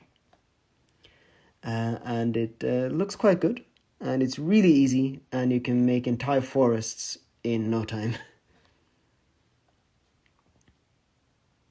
And you can do that with every kind of tree. You just have to decide what kind of pattern you want, and then ruin your brush to fit the pattern. And once you have the pattern in your brush, you can paint incredibly fast and get exactly the correct pattern you want to. So it's just about preparing the brush. For instance, this one is a bit ruined in the top, and what I can do is I can just do something like this, and you can kind of have a little pine forest. I'm not going to go through the course. We do have a course you can take where I show all of these kind of things. But yeah, just ruin your brush, and you'll have different kinds of plants ready-made.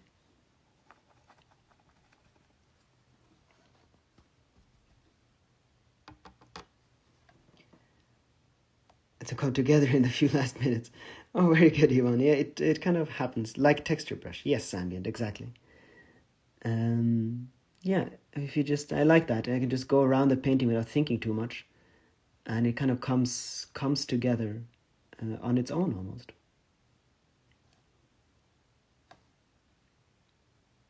So you can see here I'm using the brush again. It already has the texture that I like. And it can take a little while, and you might have to ruin a few brushes before you find one that you really like.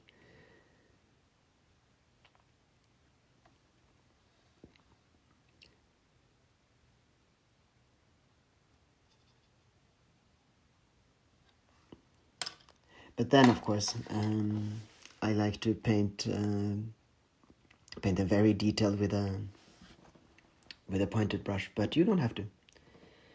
Also, the course is way less expensive than I thought it was. Oh, that's nice. I'm thinking getting it next month, so I'm already busy with the work at the moment. I am looking forward to seeing you in the forum. It'll be fun. There you can just always ask me questions and send me things, and sometimes if you have a question, I can make a little video and explain things and so on as well. So yeah, looking forward to seeing you there. And there I go through these different techniques as well. And we go through a painting, 2 paintings from start to finish, and I go through all of these techniques.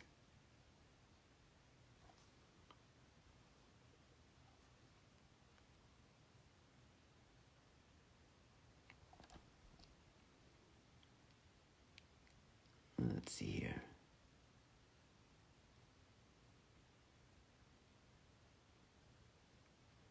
So yeah, you can have the brush, the plant basically in your brush, or at a later time, if you wish. A lot of artists and painters don't bother, but I really like this stage where I paint everything with a liner. You just have much more control. It takes an awfully lot longer, but you have a completely different kind of control. But that, I think, is probably one of the hardest things to do, especially in the beginning.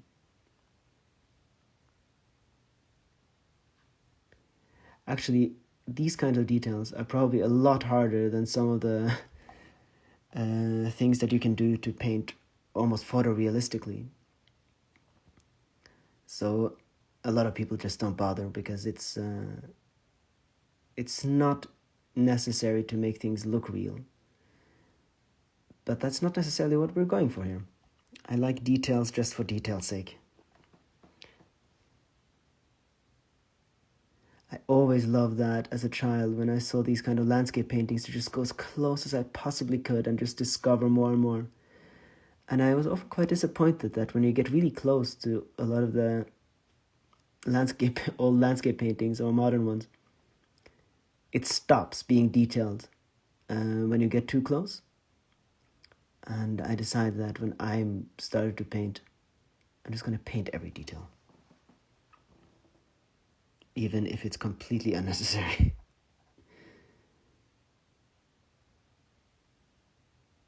And then at some point I had to decide that no, I can't paint every detail. I have to I have to do some of those techniques as well. So I use a lot of those techniques, and then in the end I do as much as I can.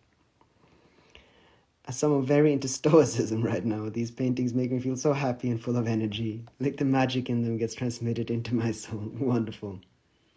The ancient vibe of the landscape really makes me happy. That is so nice to hear, Rigo. Then I think my mission is complete here.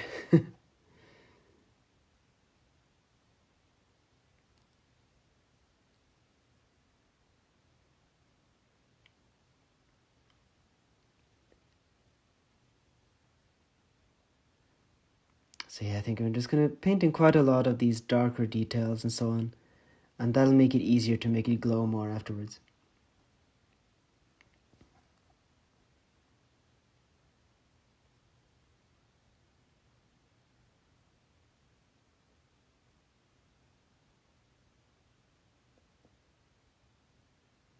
I have to make very sure that I don't start humming along to the music I'm listening to now, and keep reminding myself that I am live. It's not that easy when I get kind of into this, and one of my first experiences looking at a painting was a grown-up telling me, don't look up close, you need to look at it from a distance. I thought this is how all paintings are supposed to.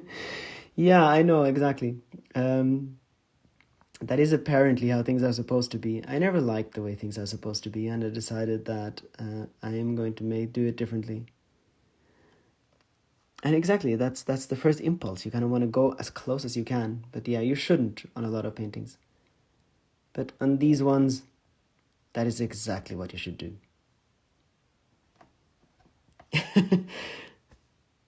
I had such an experience as well at the museum. Yeah, exactly. And I was in America and looked at some of my favorite painters, and the museum guards kept telling me to go, to step back, and I wasn't allowed to go that close. Which made me really mad, because that's kind of why I wanted to look at them. You remind me of Bob Ross, the way he made you feel so cozy and welcome watching him paint. Oh, that's lovely. I do love those videos from him. This is such a nice place. That is wonderful, Rigo. Yeah, I really want to open up this space exactly for that. And I'm sure these live streams will be developed in time and be even more of that.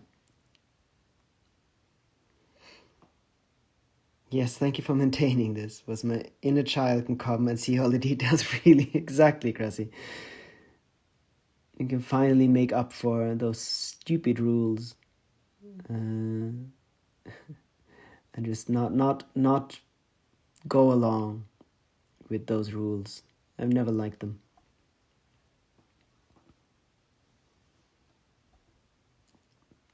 Oh, painting this, yes.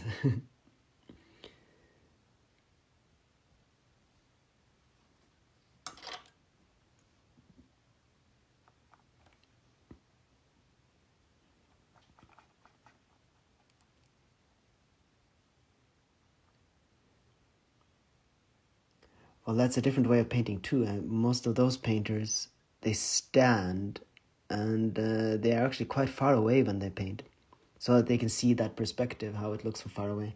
Well, I actually sit close up to the painting. The only rule for painting should be no rules at all.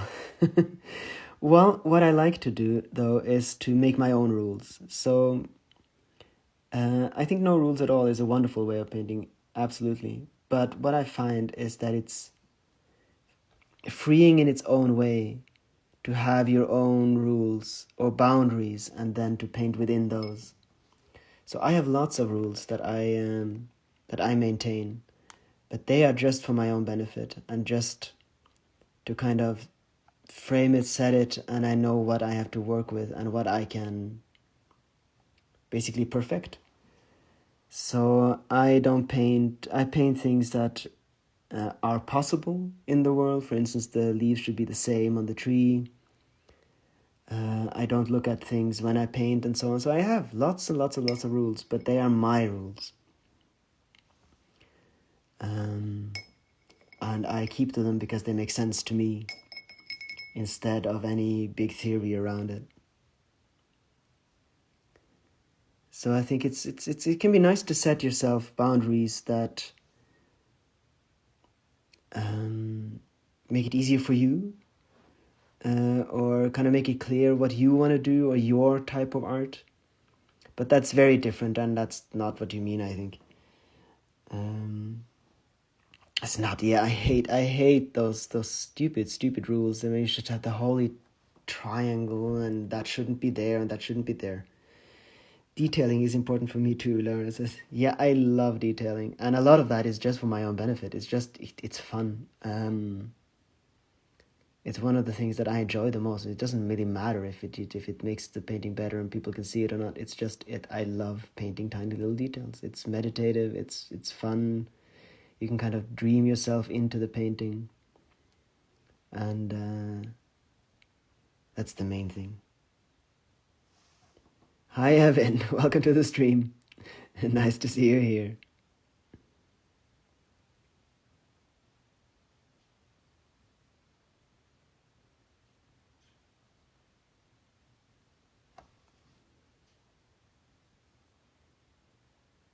So, yeah, I think we can make this quite a lot deeper than it looked in the beginning. And paint lots and lots and lots of details far into the painting here.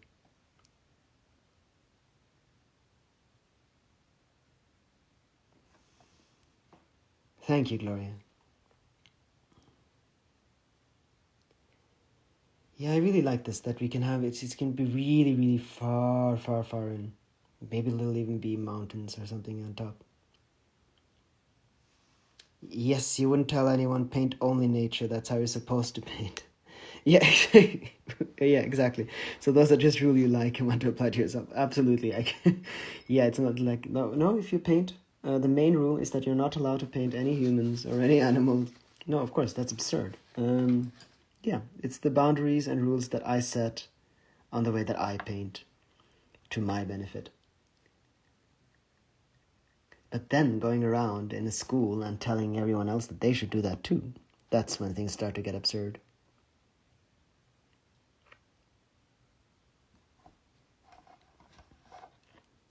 I love details as well. It makes the painting more real. That is true. I like that. And it makes it real in a different way than... I mean, I'm incredibly impressed by photorealists. But it's a different way. It's a different kind of realness in a way. So sometimes a lot of details in a painting can in some ways make it look less photorealistically, but make it look more real in a different way. And that is something I enjoy. Yeah, it's just a different way of doing it, I suppose. So I think we just want the forest to be really, really dark here. And I mean, we can do it a little bit like in the fairy forest. For instance, let's just do that now. I can have, for instance, break up a bit. I don't want this to be these different walls. That was just for framing the painting. So for instance, a dead tree here, and then plants a bit more randomly spread out, and we can just kind of fill the painting in more. And have this be an ancient forest too. For instance, we can have an old tree that fell here, and it fell across the stream, like so. And of course, there'll be color and so on these things, and that color will all come from the tree. So the more things we can paint into the painting here, the more highlights we can have on that afterwards from the tree.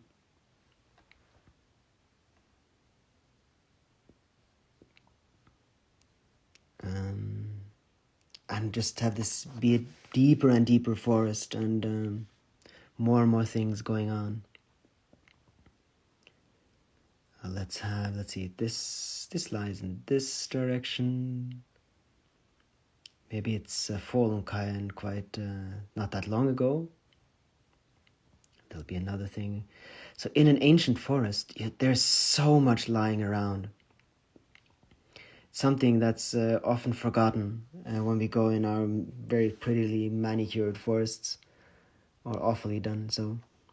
An old forest is full of dead trees and everything just lying about. I did paint a painting like this a while ago, where things were just completely, fallen trees and everything. And people came back to me and said, "Oh my God, it looks like there's kind of been a horrible hurricane or a disaster in this forest." And it's, that's because you're used to forests that are cleaned by humans and don't look the way they should. They should actually look incredibly chaotic.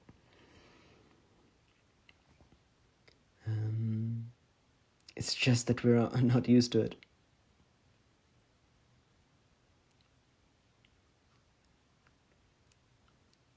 I mean, for instance, the forests in Germany, where they actually go in and take out dead trees and so on. That's probably enough said about that. So let's make this into an ancient forest as well. And I want this glowing tree to be a lot older too. A lot of this I have just done almost as placeholders, so that when I get to it, I know where things are.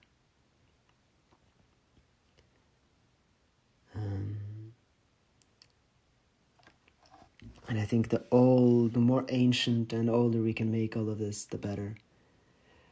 What we can do, we can put in some other trees here, make them quite large and still a lot smaller than this tree. And then we can expand the glowing tree. I'm just going to remove the leaves. Not remove them, but I'm going to obscure them, so that those leaves can actually look a lot smaller than they do now. Because I think I want this tree to be approximately 10 times as big as it looks now. And of course for that, the leaves are just much, much, much, much too big. So we're going to have a glow, I think, behind. And then we'll put leaves and so on top of it again. And we'll have tiny little branches and so on, so that it just looks much, much, much, much, much, much bigger than it's done so far. So I'm just going to paint the glow now. And then we can obscure that into the background and then paint things on top of it.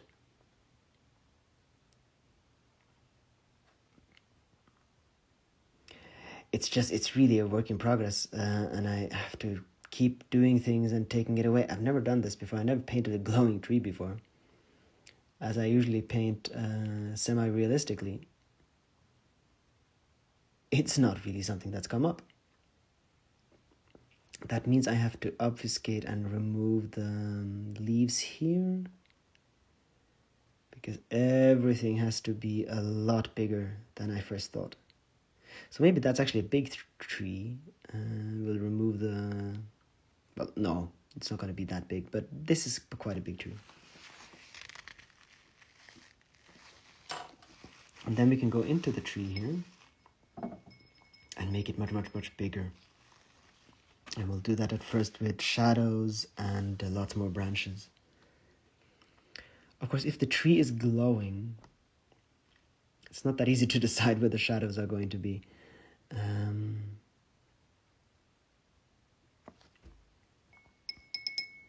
A little out of topic, is there a book in Norwegian that you like, that you recommend to improve my vocabulary as learning the language? Oh, absolutely. It almost seems as easy to do it as you say it. You're really good at putting in the painting what is in your mind. Thank you, Gracie. So, Rigo, you do have to tell me about how far along you are. How advanced can the book be? I think that is an important question first. Yeah, let me know how far along you are, and then I can try to answer your question. So are you able to read something kind of an epic tale? Does it need to be more of a children's book? Although I know Elena tried to read a children's book for practice, and we realized that children's books are actually full of strange little words that you don't know when you're learning the language. And often children's books can actually be more difficult than books for grown-ups.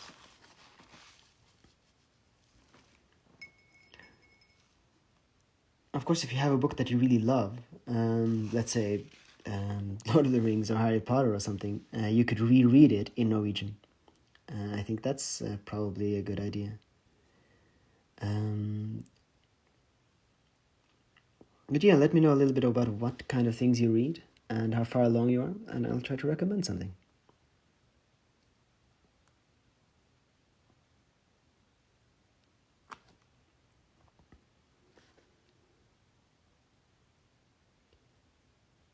So if we've decided that this is a huge tree, then we can imagine that these are enormous branches that are then branching out into much, much, much, much smaller branches. I think it's going to be a kind of a fir tree, almost like a giant sequoia or something, like the redwoods, but not a redwood.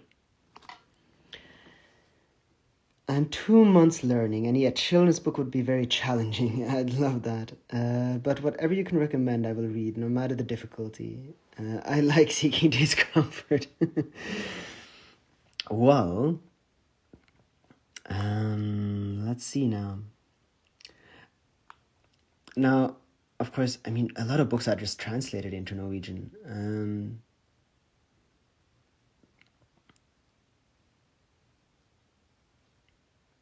I'm trying to think. I mean, I could recommend the Knights Templar from... I just devoured those. It's a trilogy. And I think the Norwegian isn't too difficult. It's actually quite straightforward. So it's called the Knights Templar. It's shouldn't be too difficult to find. There are 3 books. I thought they were really well written, and you can fly through them. I can't remember the author, but there shouldn't be anything else than him. I think it's originally Swedish, but they're translated into Norwegian. I cannot remember the name, but look up the Knights Templar. It's a trilogy, and I think you'd like it.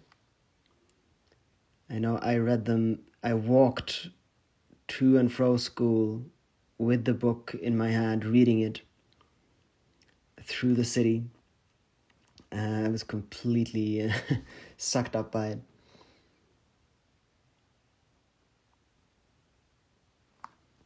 The Knights Templar trilogy. Thank you very much. I'll search right away. Very good. Jan Guillou has written them.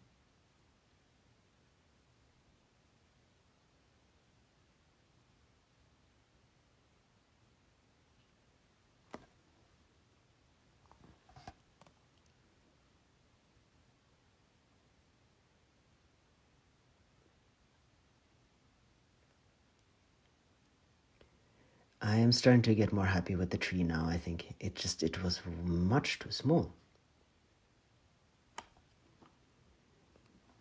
And the more tiny little details we can get into it, the bigger it'll look. And then, of course, when we have other trees around it that this tree can kind of dwarf, it's going to look even bigger.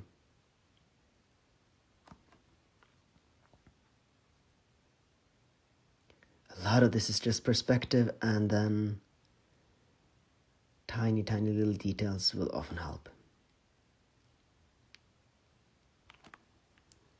By Jack White? No, Jan Guillou.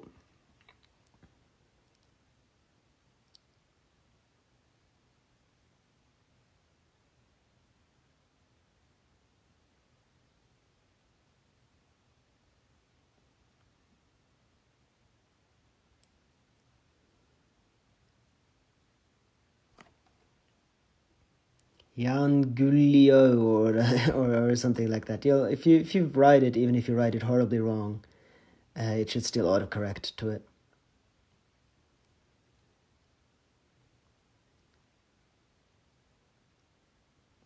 Tempelridderen. Tempelridderen? I think that's the it might autocorrect to a different title even, but I think that is the title. Found them. Wonderful, there you go. I read the children's book from Else Humle Minarik in Danish.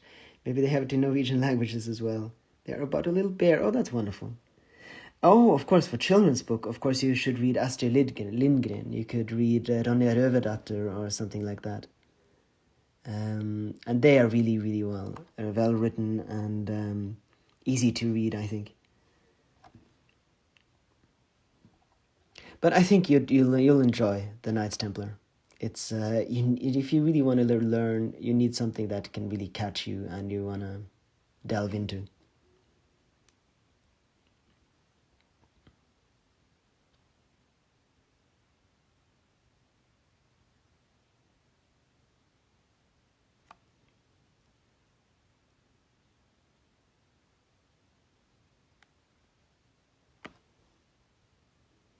I don't know that one though, Lynn. I haven't seen it. But maybe you'll find it, and I'm sure if it's well known, it's probably translated into Norwegian. Danish and Norwegian written are actually much closer though than spoken, and so often reading something Danish isn't that different than reading something Norwegian. Swedish is actually quite a lot worse. In Google, I saw it as Jan Guillou. Yes, exactly. The books are quite old, all right. Well, all the best fairy tales are.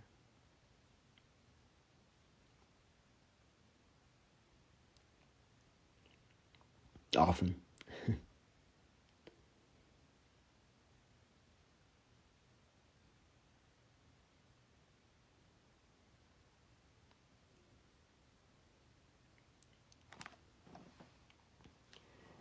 There, and now we can make a little bit of that ambient light again.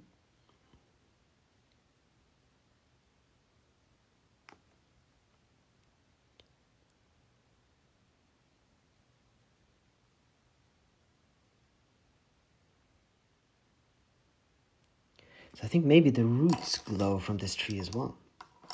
I like how the glowing tree contrasts so much with the darkness behind it. Oh, that's very good. And we'll make it even darker. So the tops of the trees will be exactly the same as this. And it'll glow much more, I think. Correct. I could understand Norway languages as well because the Danish language is in Norway. Yeah, exactly. Although spoken Danish is quite dramatically different. So both Swedish and Norwegian people have difficulties with the Danish spoken. But the written Danish is, written Norwegian, at least the main form, is very closely based upon Danish because everything was Danish basically. Norway was under Denmark for a long time. So the written is very much Danish basically. It's just that the spoken language is dramatically different and quite difficult to understand. And their Swedish and Norwegian are more closely related. So let's have... I think I'm just gonna work on this glowing, on this glow, and it's just gonna get stronger as we go along. Because I want it to be quite otherworldly, the glow from this tree.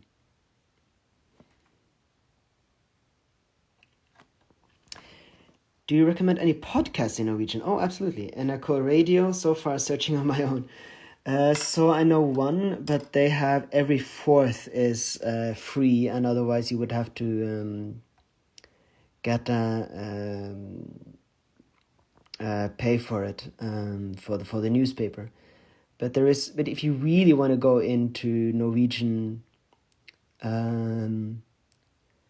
new culture and really get a feel for where the Norwegians are at the moment and what kind of debates and discussions they're having, there is a show called Aftenpodden. And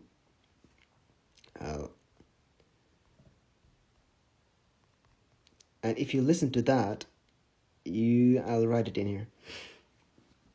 Every fourth one is free on Spotify, and you can listen to that, and it's incredibly Norwegian. Then it's the whole story from NF. I think that might actually be from NRK.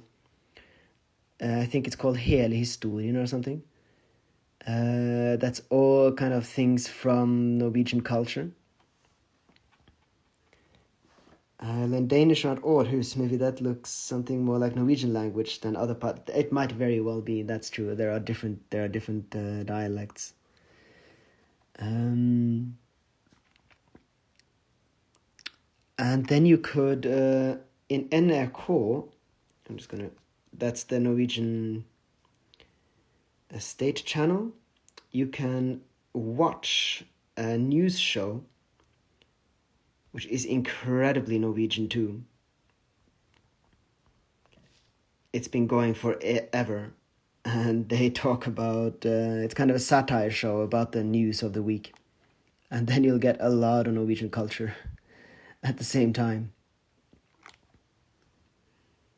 And you will enjoy, although it's a bit difficult to understand, but they have subtitles. I'll just write it in here. It's a show called When No One Would... Hvor ingen skulle tro...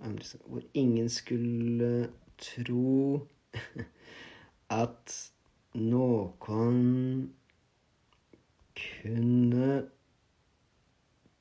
bo. That's for free in NRK, and that means where no one would believe that anyone could live, and they go around Norway, they have done so for 20 years, and look at places where people live despite being on a cliffside or far, far off in nature. And that's really fun, so you should watch that. And Norwegian music, yes, of course. So let's see here. You should listen to Herborg Kråkevik, which she sings one of the ancient Norwegian songs and is a national treasure. From Ålesund, I'm starting to know the different accents. Oh yes, that's a very different accent, for instance, than mine. I have an Oslo dialect, which is kind of the... well, it's standard Norwegian. Is very wrong to say, and everyone who speaks something else would be very much opposed to me saying that. But you would kind of think of it in that way, and it's very different than, for instance, Ålesund. Like everywhere, there are regional dialects and variations. Oh, very good, Rigo. I'm glad to provide these things.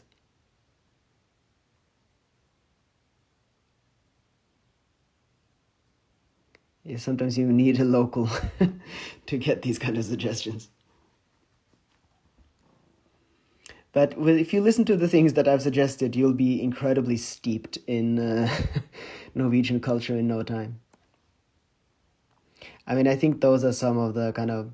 If you listen to Nytt på Nytt, you watch the Hvor ingen skulle tro, you listen to Kråkevik's Sangbok, and you read Jan Guillaume, you have a lot, and you would listen to Aftenpodden, then you're on your way to becoming a Norwegian.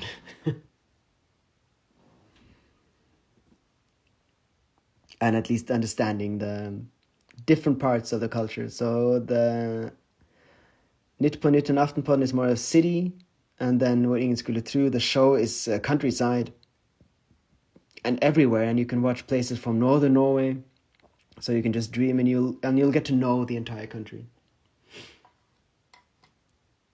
And I'm going to consume this different stuff you recommend this week. Really, that's brilliant, Rigo. I'm so interested to see what you think. My brain is going to be so into this for sure. Wonderful. Well, there are lots of different things in all of that, so I think you have quite a broad menu of things there. And in NRK, you'll find lots of different shows and different things. But if you get to know the shows, it'll be easier because you get to know how they speak and so on. So if you don't jump too much, you'll get to know, and it'll get easier and easier to understand.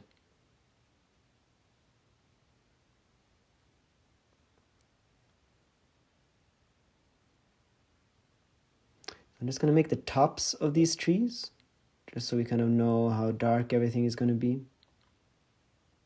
I just wanted to kind of have a feel for it.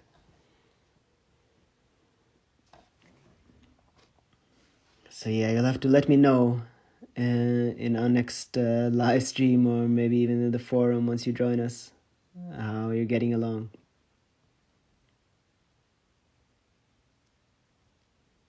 Maybe once you join us in the forum, we'll have a learning Norwegian part, because I'm sure you're not alone.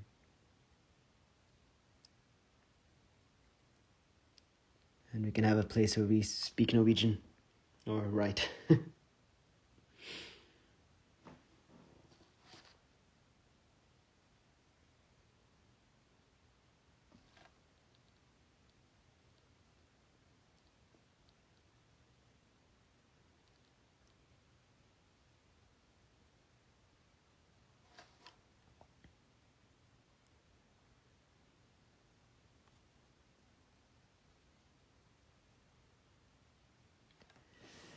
Well, it's getting there, and I'm quite pleased with how it's changing, and it's kind of getting more serious in a way, this painting. I also watched the shows on Netflix that are spoken in Norwegian called, oh yeah, Ragnarok, Hjem til jul, all right. Just to be able to hear the Norwegian language was a treat. Oh, wonderful. Yeah, I know those shows.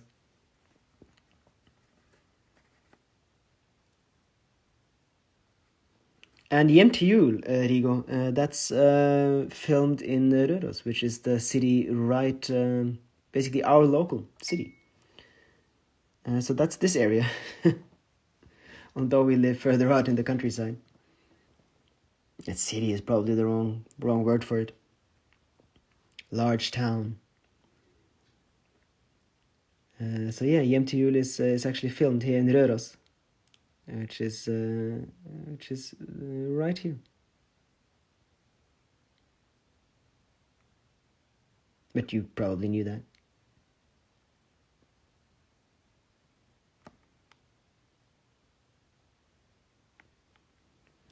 Good night to everyone. What a cool live. Would love to catch up with the next one too. Oh, I'm looking forward to it, Ambient. Thank you for joining. I have to stop soon as well. I didn't notice that it's already 10:15. We've been here for 2 hours and 15 minutes already. Time just kind of flies by. But my battery is holding up better than last time.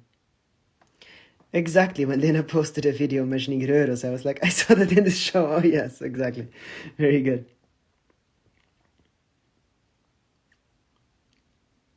Well, Norway, although it's quite a large-ish country, there aren't that many places where people can actually live, so after a while you've seen most of it.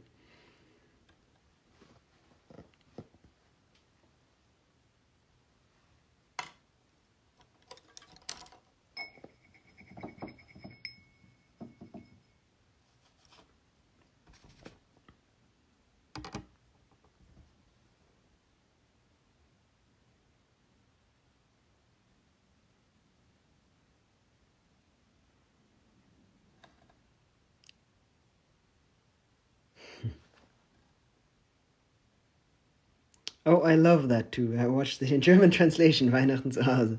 Ah, very good. Ah, it seems to be a very well-known show. Film? Series. Trees around the hinge are so trippy, kind of like a snake. Oh yeah, I'm trying to do that for this for this one. The trees, I think, should be a little bit trippy. I mean, it's fantasy after all. And this tree, I mean, we're gonna make it glow much more.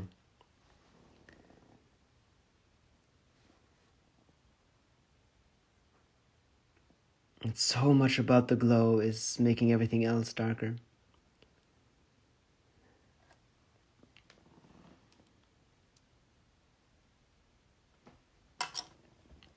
Let's see if we can So I'm thinking that these aren't actually going to be leaves. This is basically a fir tree, I think.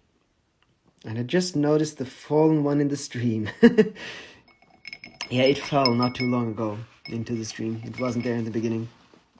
Thank you, Regan. I am glad, Cressy. Let's see, we can make the tips glow a little bit more. I have to make sure that I'm not ruining anything.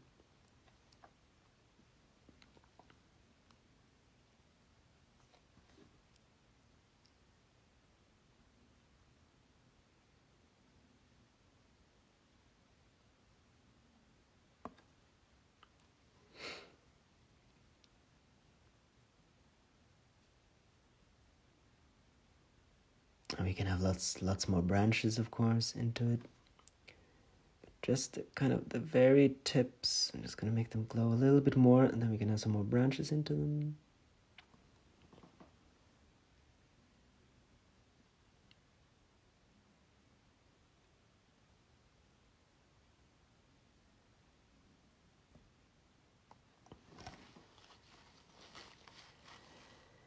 There's this forest, I can't remember where it is, where the trees are all bent in 90 degrees. They still don't know why. Oh, I think I know what you mean. I think maybe can it be in Estonia or Latvia or something like that? I think I know about that forest, and there are lots of different theories for that, if it's the snow or if the ground has shifted, but I know what you mean. There are wonderful natural phenomena which just makes things look entirely like a fantasy forest, but it's real. I recommend searching for the Eat tree from Elden Ring. It's a very hard boss, but it's a beautiful place that reminds me a lot of this glowing tree. I will take a look. Good evening, Eva. Welcome to the stream. Nice to have you here. And welcome into the fairy tale.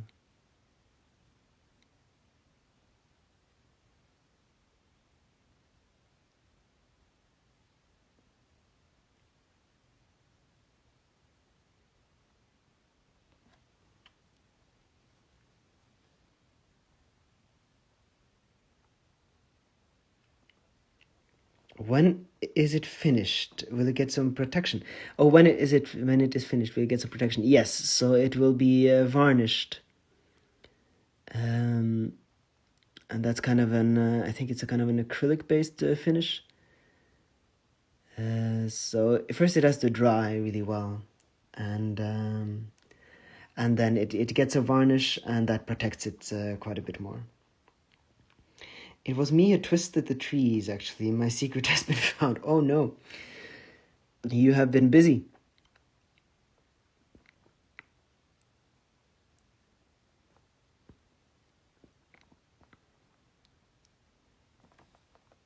It's like people with Yeti suits that are making everyone really, really excited that they finally found the Sasquatch.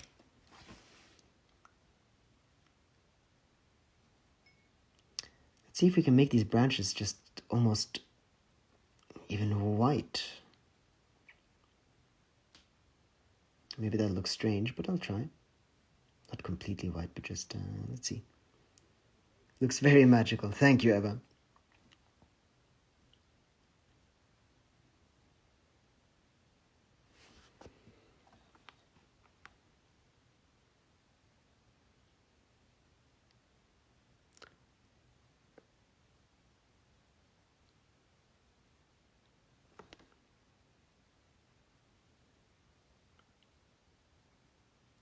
So just a completely different logic than usual, where the branches are really dark and black.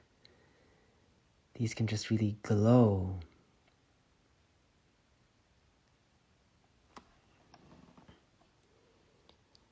The tree is full of fairies for sure. Oh, absolutely. No question.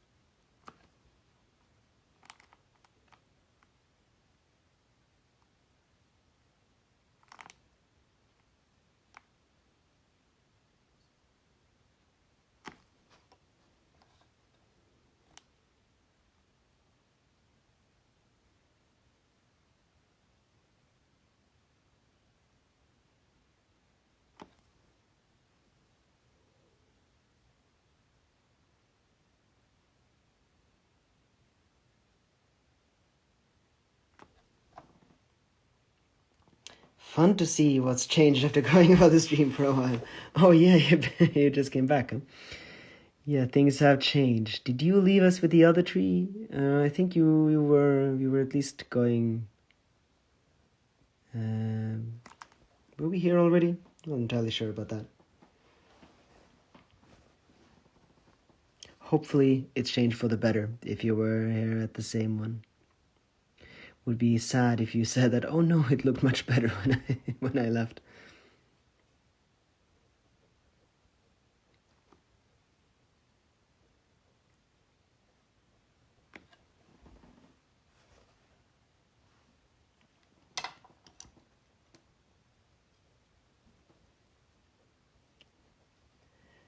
I am starting to get a bit tired though. It is getting late. And I'm gonna have to start thinking about calling it a night. But I am really glad that I managed to have another live stream on Sunday. You just painted one tree on this one. Oh, right.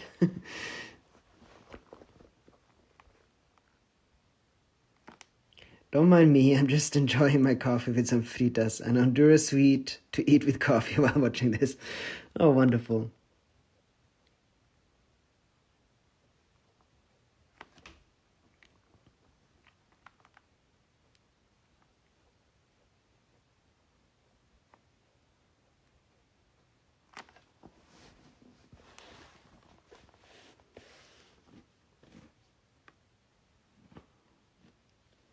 Yeah, I think our standard length is going to be 2 hours, and then it's always possible to go a little bit above that, of course.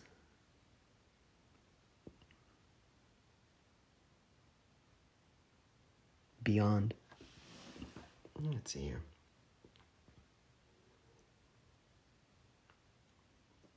I love the waterfall in the background. I can almost hear the sound. Oh, lovely. And I think that the battery is dying. Man, this looks so full of life. And my favorite part is the waterfall way in the back. Yeah, as I said, that's going to look even more real once we get there. But I don't think I'm going to paint too much. I still want it to be kind of swimming in the background. But yeah, I think I am going to call it a night. I am going to give everyone a little chance to say goodbye. And let's put the other painting next to it. So these are the 2 books that we have been painting on. Battery is dying again. Yeah, it is starting to. And I'm just going to clean my brushes while I say goodnight and give everyone a chance to say goodnight. I'm just going to put this here. And I have about 20 brushes to clean, so it's going to take me a little while. Yeah, I can finally have plants in here as well. They're starting to grow. Light is coming back. So yeah, thank you everyone for joining me this time in the fairy tale world. Jump back just in time, absolutely. So yeah. Good now. Oh, there you are again, Susan. Well, thank you all so much for joining me and lying in bed already. Wonderful. Oh yeah, I'm so glad that you all keep joining me for these streams, and it's always such a nice time. And I think we got quite a bit done, and they look much more mysterious, both of these paintings, than when we started. And I've already included a few things of yours.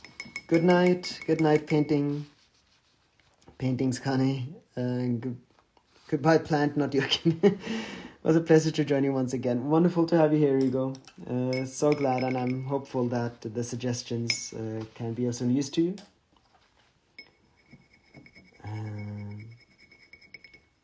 And yeah, so going to be interesting. Maybe next week we can do the finishing touches. All the books ought to be finished by next Sunday. But we can just go through them and do some little finishing things. Came by late next time ever, but I'm glad that you joined. My 2 favorites for now. Oh, that's wonderful, Ivan. All right then, everyone. Thank you for joining me, and good night.